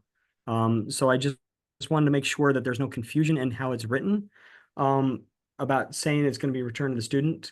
The way it has been enforced in the past is it gets sent back to the student at the end of the day, and that it created a very big problem because there was really no consequence to having to having a ban on cell phones. They get their phone taken away, oops, whatever, big deal. It was a game of cat and mouse, and they get it back at the end of the day, and it was like no consequence. When it's given back to the parent and a discussion has to happen with the parent about the proper use of cell phones and how and when they can use it, then it becomes a little bit more of an enforcement issue, and it's a lot more effective. And when that is enforced appropriately, then the use of cell phones, the inappropriate use of cell phones was diminished tremendously. I just want to make sure that whatever language that's in there does not diminish our ability to keep that policy going of giving it back to families, and don't put in language to say it'll be given back to the students. Thank you. Thank you. That concludes public comment. Okay. Well, thank you so much for all the information all of you provided, and Mr. Whaling as well. So, I mean, I like the new draft. I would like for us to consider bringing it back with a couple changes. What I'm proposing is that we enforce a bell-to-bell ban for elementary and middle school the spring of 2025. And then a bell-to-bell enforcement for secondary starting the fall of 2025. But in order for us to do that, we need to really think about the enforcement, the disciplinary piece, right? Because I think that we can't just say we're gonna do this without everybody understanding the procedure. I do think that it has to be consistent, right? And I don't know if the best things for, just taking Mr. Whaling's example of returning it to students versus parents, because then people will talk like, oh, you know, at this school, my kid was able to grab it, but not at this school, right? Also, I think that we need to get clarity on the SPED issue around if an IEP requires the use of the cell phone, right? So what we heard at the last meeting is that we have the tools in place where we have something that can replace the cell phone, but if we're going to pass a ban, for lack of better words, I think that has to be clarified, right, to families when we communicate our new policy. And then also the emergency situations that Mr. Booker talked about. So my proposal is that Mr. Booker, Ms. Ziegler, and Ms. Casa-Papaskis go back and write the next iteration with that included. And then I think that the discipline and the enforcement, it's really more of an AR. So I don't think that needs to be in the policy, but I think that that has to be created simultaneously. So if we need more time, we need more time, but if we can put as like, because if we're trying to do a ban for elementary and middle school for January, I do think that we have to start the discussion next month. So that's what I'm proposing, but I would love to hear everybody's thoughts. And of course, yours, President, so I'll pass to you. So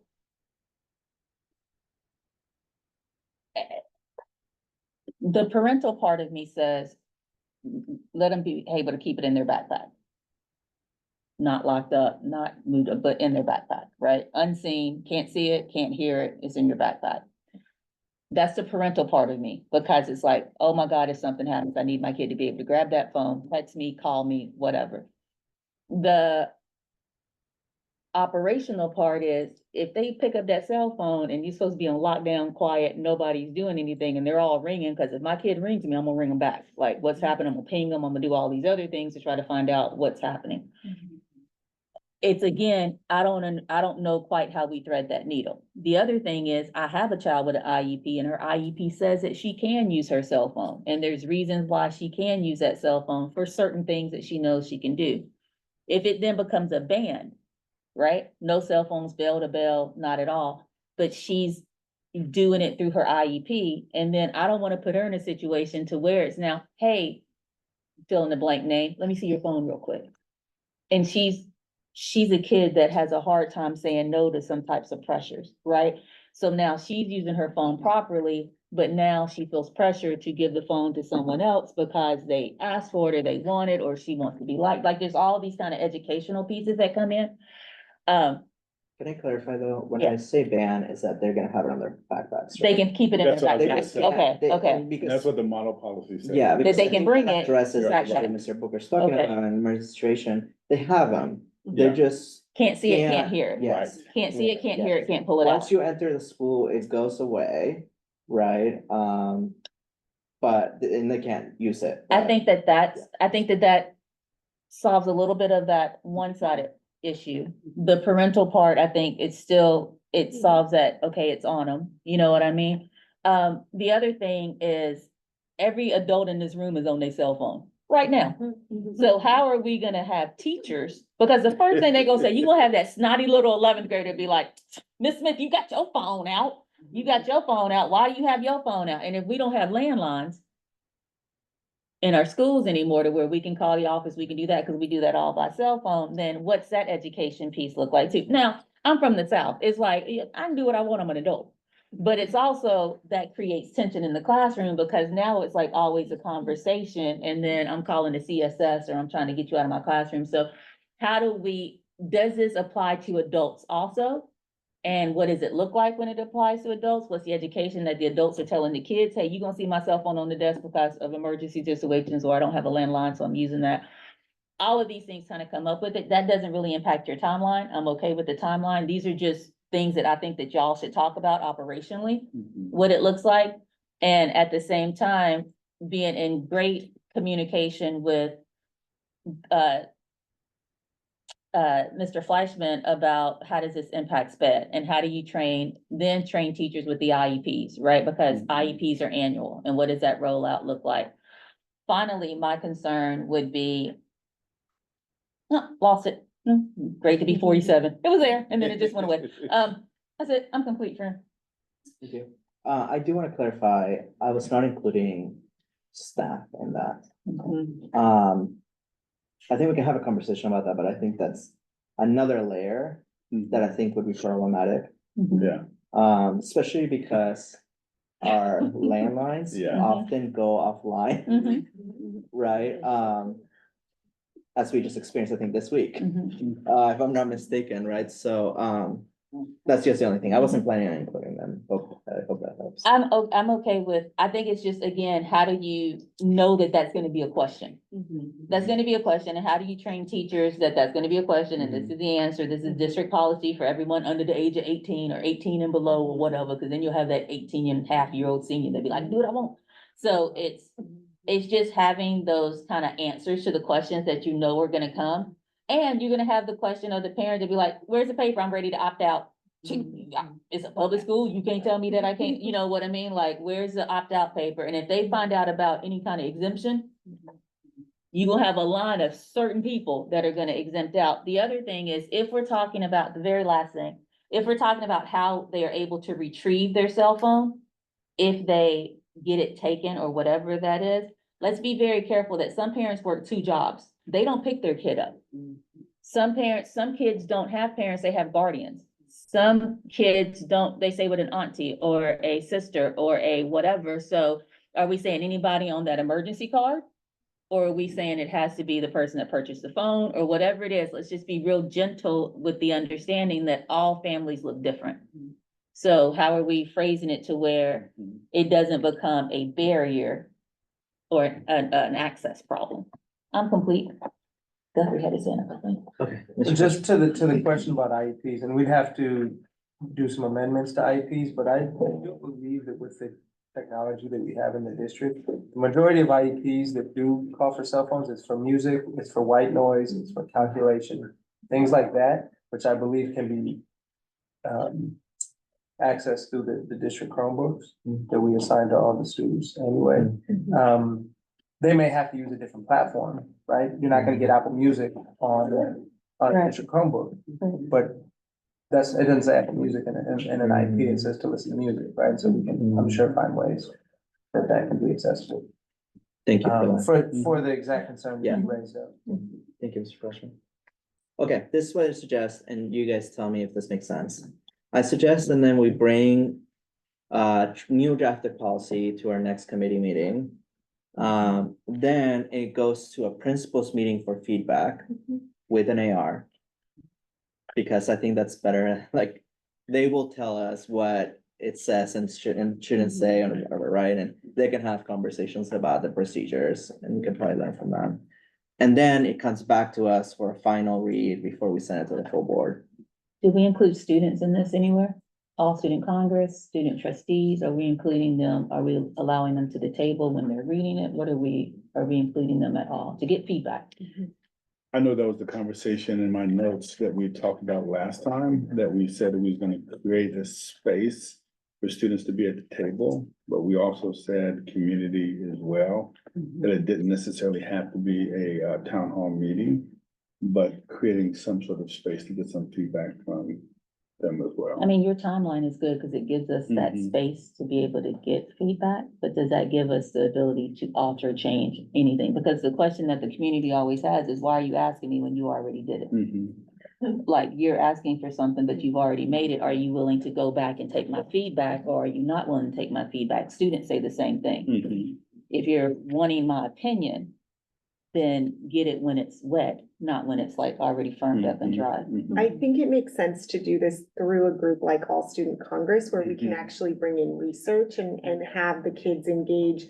I think if you cold ask a kid, they're gonna say, I want my phone. If you talk to a student like I was talking to today, who just watched a traumatizing fight video, they're saying, why was someone allowed to film that? I wish that hadn't happened, but the fact that it was filmed is now traumatizing me. Yeah. You know, and so any day, now that same kid in a week could say something else. Yeah. And so I think we need to give them research and time to think and engage them thoughtfully. And I think that's the same with our families. I think there's research we can actually work with Rachel, send out, so that we're prepping people for a conversation versus just cold asking. I just don't see how this timeline works to get true feedback from families and students. I just don't see it. Even staff, I mean, like even the principals, by this coming back next meeting, going to the next principals meeting and then trying to send it to the full board. Now that we're doing a discussion and then action, I just don't see it working. So. Either we have to choose to like incorporate student congress, which I think is easier, an easier lift, or we say, no, we're not gonna like go out and gather feedback. It's not gonna change our mind on what we have to do according to the state. Or we say we're gonna do that and then we push the timeline another 6 months. I don't know, what's your pleasure? Keeping the timeline, the current timeline, and including all student congress? Or? I mean, I think that I don't think that students and families are gonna change my mind on what needs to happen. Right. Because we're being told what has to happen anyways. I think maybe their feedback would be helpful on the specifics on the procedures, right? Like maybe parents will tell us like, actually, we don't like that our students have to pick up the phone because we don't find out that they were misusing it, right? We agree it should be the parent, right? Or the vice versa, like to your point, like no, a lot of parents work, they're not gonna be able to do that. That type of thing, but I wonder if that can happen, After. yeah, during implementation for elementary and middle school, especially because that'll be at easier than secondary, which is gonna be really the biggest problem. So I wonder if we can do that during the spring as we pilot the bell to bell for elementary and. So middle school. having those conversations or those surveys or the whatever to get feedback about this is where we're going, this is what it looks like. Here's the part that we want to know how you feel about it. I think if we're clear about this is what we want to know from you, it solves, to your point, we're gonna have to do this. This part up here, we're gonna have to do. Love it or like it, love it or hate it, this is what's gonna happen. But this part, we really want to hear from you and we're willing to make some changes, altercations, or some changes, some alternative ways of moving, because this is the logistical part that is flexible, is wet, is able for you to have some opinion on. Long as we're clear with our community, our students, our parents, our principals, our whatever, that this is the movable part, this is where we want to have your transparency, or we can have your transparency in your conversation, I'm okay with it. I just don't want to give the illusion of, I'm listening to you, but I'm not gonna do nothing you say. All right, I'm complete. You okay with that? Yeah. You guys okay with that? Yeah. Okay, awesome. Well then, let's move forward in that direction. Okay. I don't know about you all, but this room gets cold and it gets And super hot, hot. yeah. Okay, let's move to the second item. We discussed this the last meeting, but we felt that Dr. Moses really needed to be involved in the discussion. So this discussion, I brought up Dr. Moses, that I was interested in putting in writing that when we get increase in COLA from the state, that the COLA allocated to specifically staffing will automatically be given to the bargaining units in order to increase salaries. Well, actually, I'm not even married to that, but like salaries and or whatever they decide for their benefits. And then it didn't mean all the COLA, like it didn't mean like LCAP COLA included. It meant like everything that would be coming from, say, for staffing specifically, where they call out staffing. And then we felt like we couldn't really engage in that conversation without you here. So why don't we open it up first to see if there's any public comment on it, and then I'll just pass it on to you to give us your thoughts. There's no public. No public comment. Do you guys have something to say in the back? I mean, don't make me force it. So the idea would be, as I understand it, that bargaining units would have a pass-through of the percentage COLA that applies, that particular year.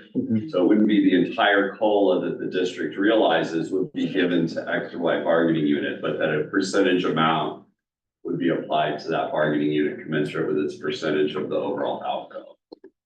Thank you. That was so well summarized.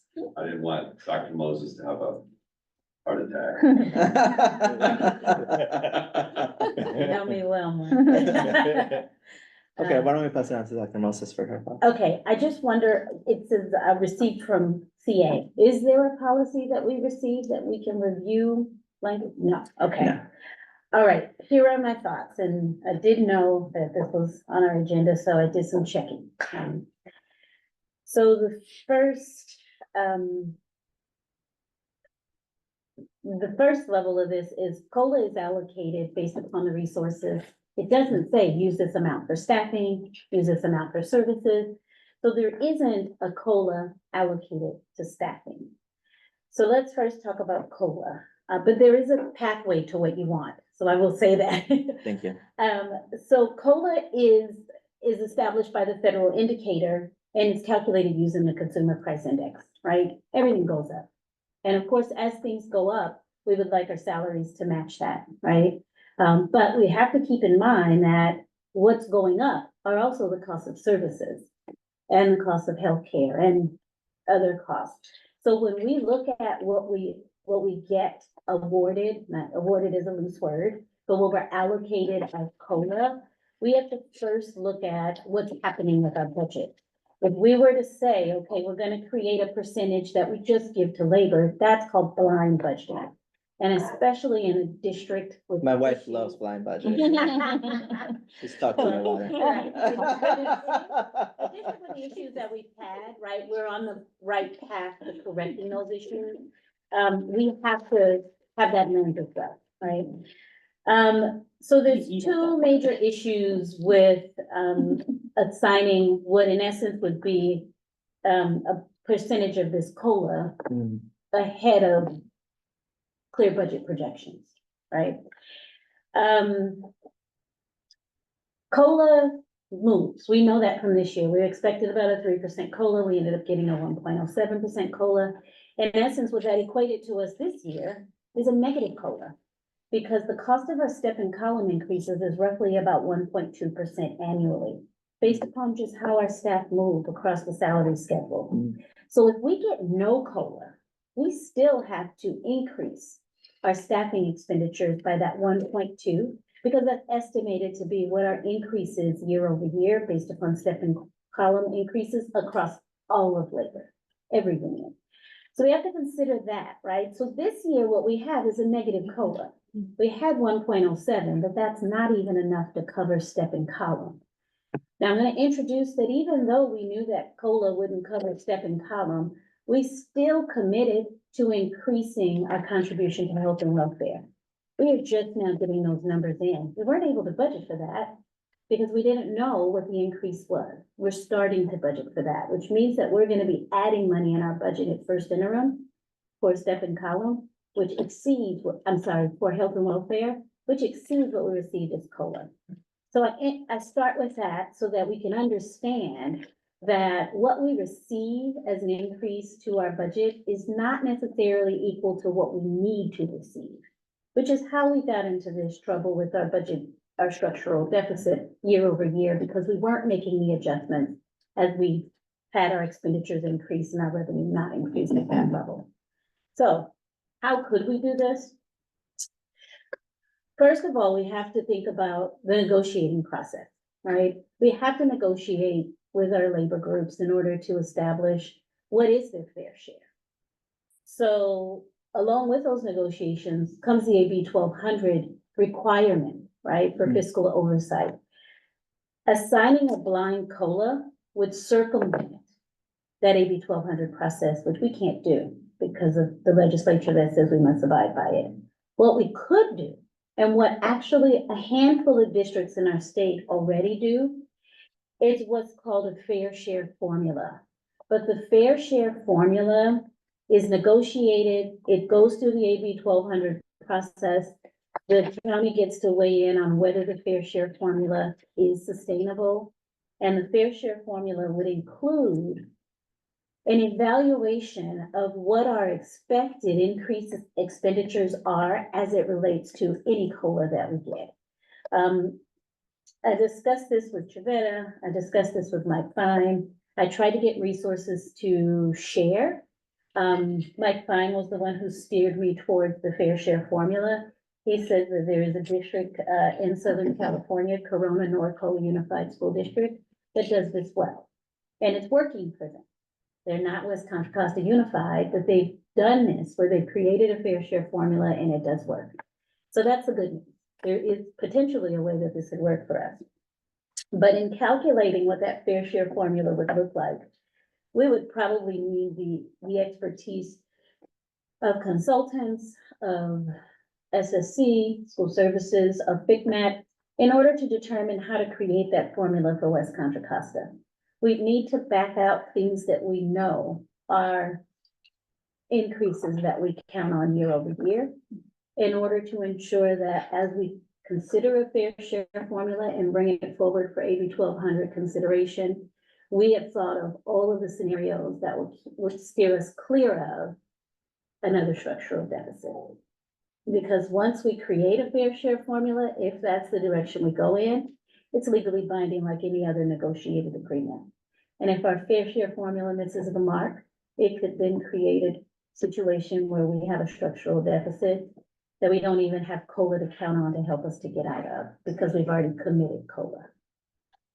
So the question is, as we consider what to do moving forward, whether we create this policy or not, is, given our fiscal situation in this moment, is this the right time to talk about a fair share formula? Or might we want to begin the conversations now and table it for a time when our finances are more stable and we're not trying to climb out of a hole? So my only worry about discussing it right now is we're counting heavily, according to current budget projections, we're counting heavily on reserves over the next few years. I do have some good news to share next week, in that we were successful in using some ESSER funds and ESSER learning loss funds to retain more fund balance. So rather than needing a contribution of 11 million next year from reserves, we're now estimated to need a contribution of about 7 million, which means we're getting better. But with all that considered, we still have the 7 million in cuts incorporated with that $7 million contribution. And we have contributions over the next couple of years. So I just say, sure, we can have the conversation. There could even be a policy, but we would need to do a lot of work to make sure the policy doesn't hurt us and hurt our budget projections in the future. I have a few questions. Okay. So the reason why we allocate COLA towards step and column is because we're living paycheck to paycheck.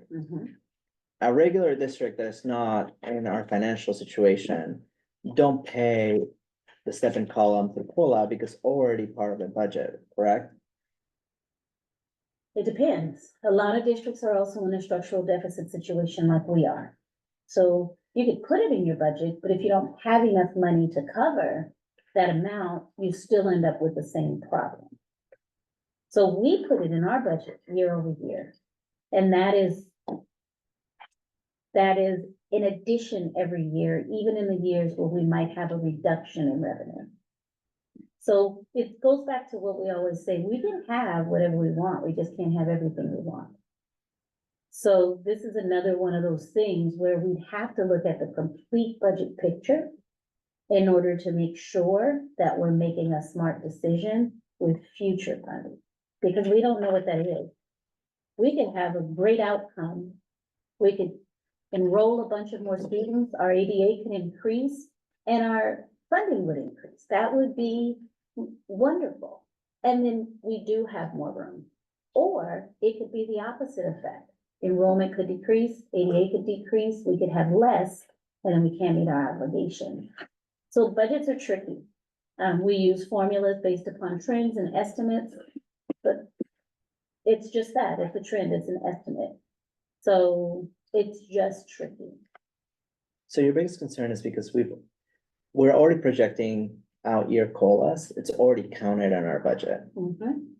So if we're all deciding to say, the next 3 years, all the COLA that we're expected to get is gonna go to the labor unions.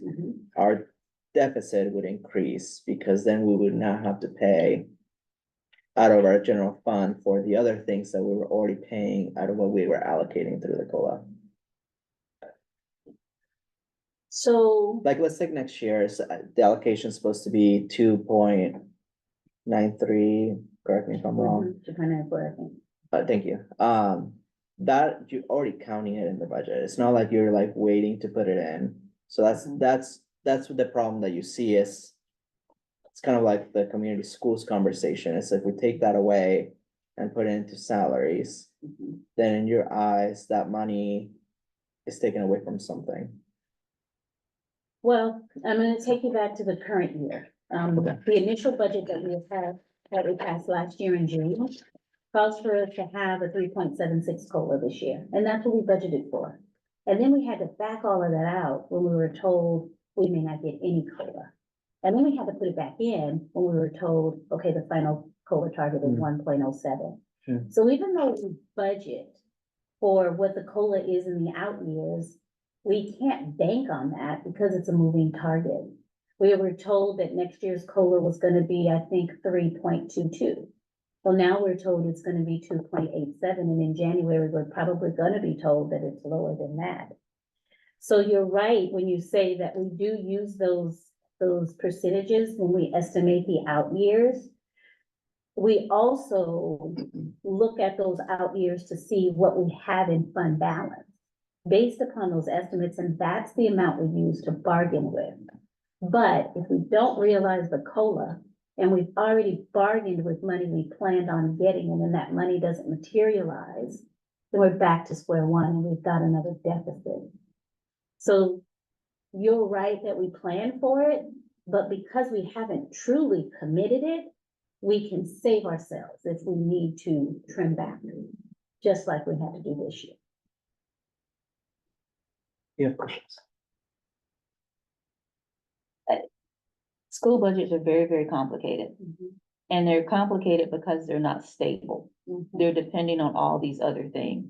And at the same time, it's about people, right? So how do we treat the most people the best?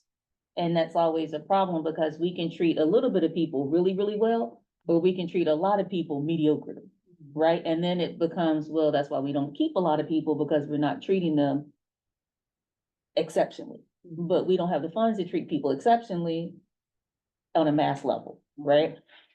And I just kind of restated what you already know to be true.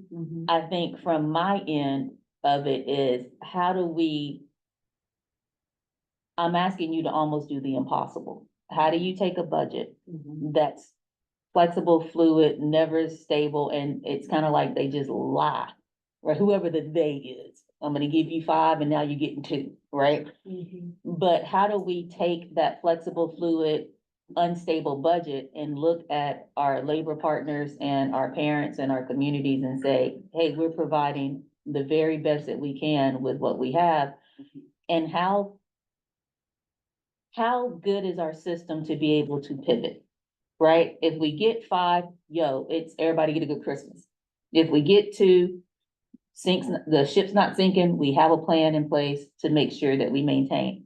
I don't have the answer to that, and I don't know if you do, you're like gonna be a billionaire, because I think it's gonna solve all school finances. I don't know, like, I love this idea because it does the thing about increasing value. We value you, we're here, we're committing to this, you don't have to worry, this is gonna be here. But at the same time, we're telling people they don't have to worry, there's a worry. Because if it doesn't come to fruition, it's like we're banking on other people to do what they say that they're gonna do. And if they're constantly not doing that, then we look like we constantly back out on our word. And I think that's what continues to break trust with labor and everyone else, because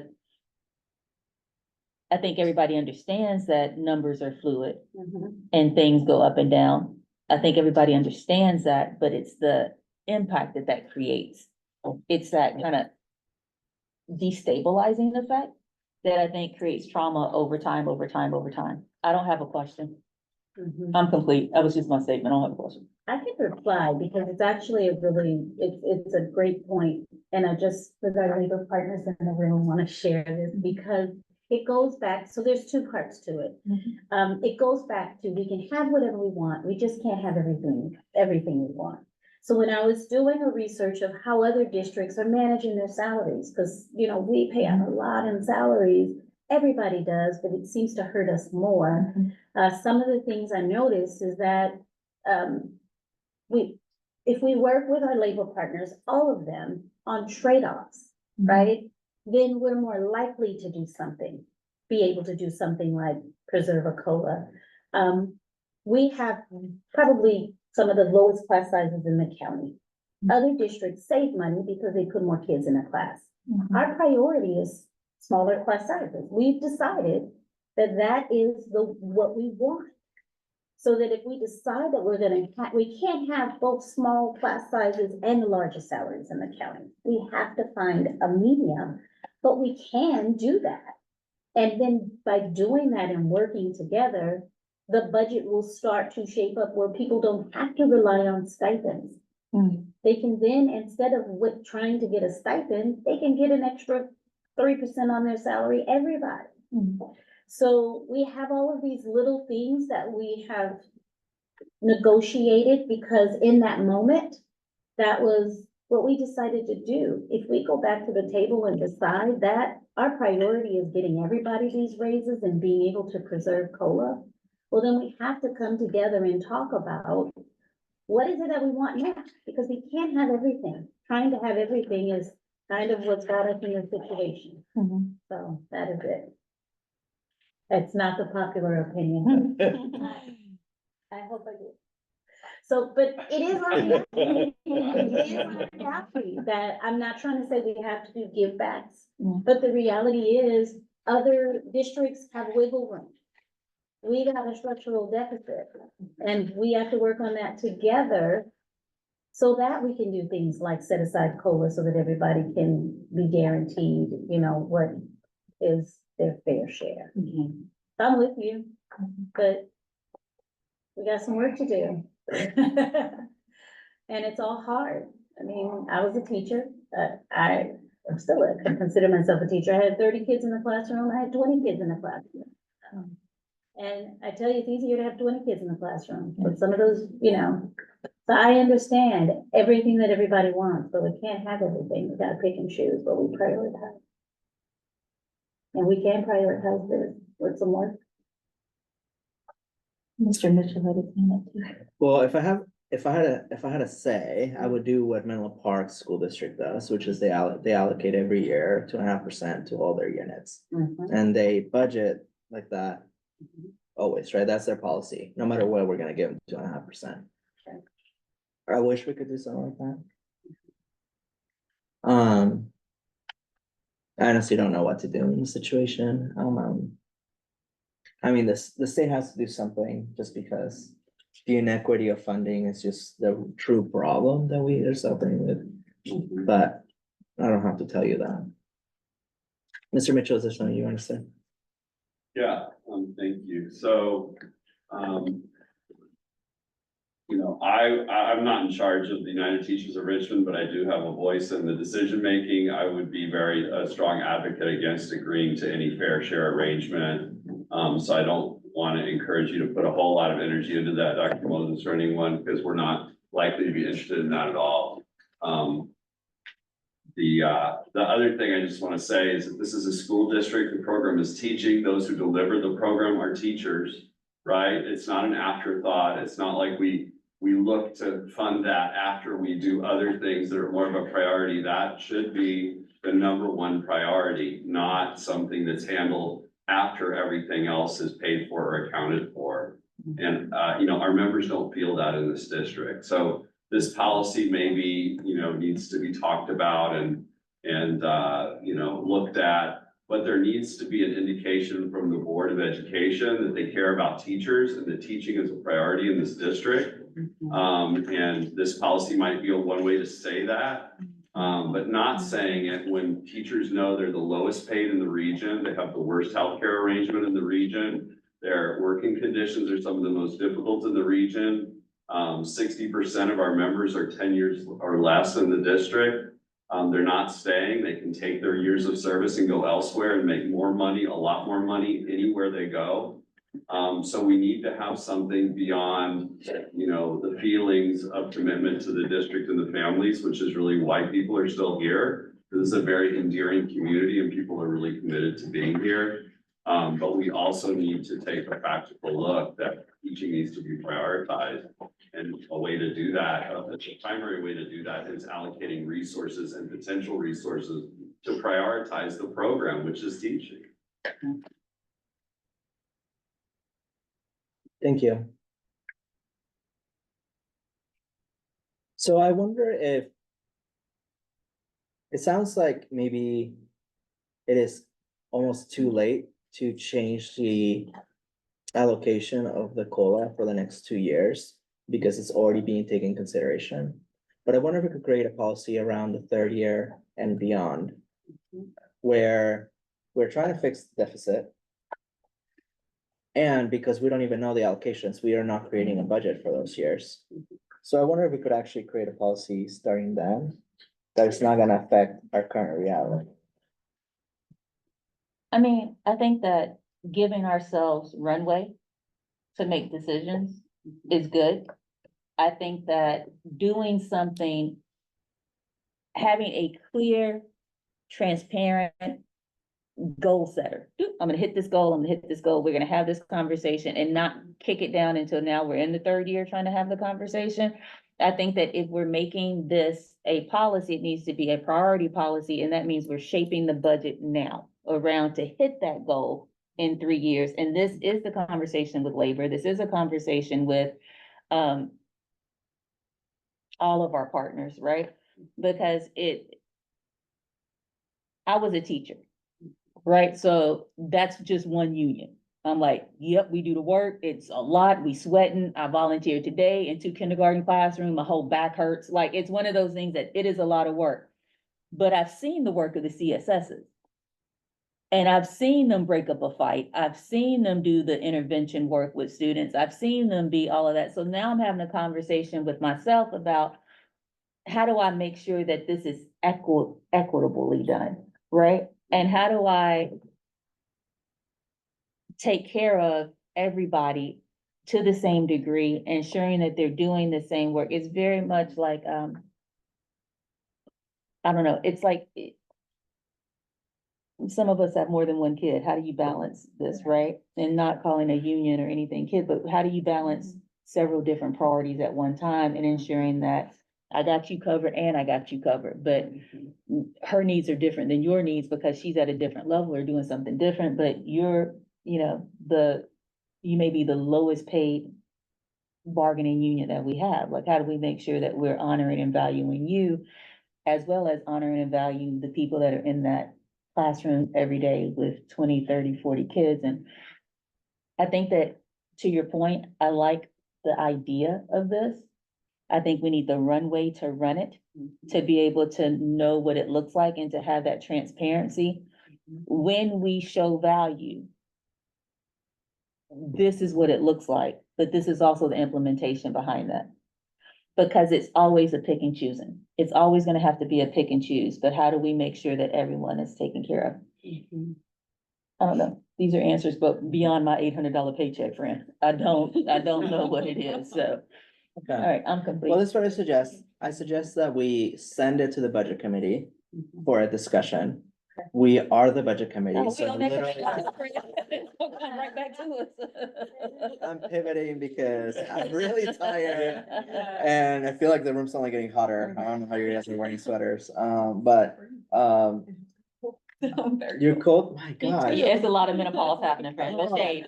Like, I'm hot, I'm cold, I'm sweating. There's a lot of things happening on this end. It's a lot. Totally lost my train of my thought. bad. No, it's, Bring this back to budget. yes, why don't Okay. we have a discussion? Because I think that it has to be incorporated into the discussion Uh-huh. about our overall picture. Okay. So why don't we schedule a little bit of time just to continue this discussion next week with, once we have numbers and the projections also. I think there's a pathway. But I think it's gonna require a little more conversation than what we're having here. So let's do that. And then my recommendation is that we end here, Nice. just because we went much longer than we thought. And I apologize. I know that Ms. Payne, we asked you specifically to talk about the next two. But if it's okay with everybody, we'll just push them to the next meeting. Okay. What I would like to do though is that one of our problems is scheduling the meetings. Mhm. I was wondering if we could just schedule it now. I know we're like still in the meeting, but then that way we can announce it quickly. And do the first two, the book banning and the heat. Yeah. Yeah.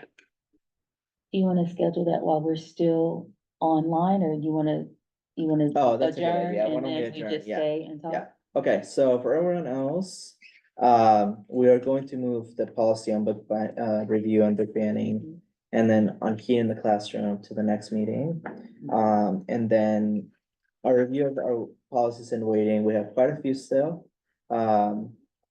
We will probably have just as hefty of A meeting. meeting next time, so we will schedule 3 hours. Okay. And then, anything else that you wanted to add before? No, I think that everyone did a fabulous job. I think this was a very girthy meeting. We got a lot of information and asked a lot of questions, and I think that staff did really, really well. I think I appreciate the comments from the participants who were in the audience. I think that helped push our conversation. And I think governance is doing a fantastic job. That's it. I'm complete. Okay, great. Well, then we'll adjourn now. Thank you everyone for being here. And then we will send a notification of when our next meeting will be. And then we want to talk about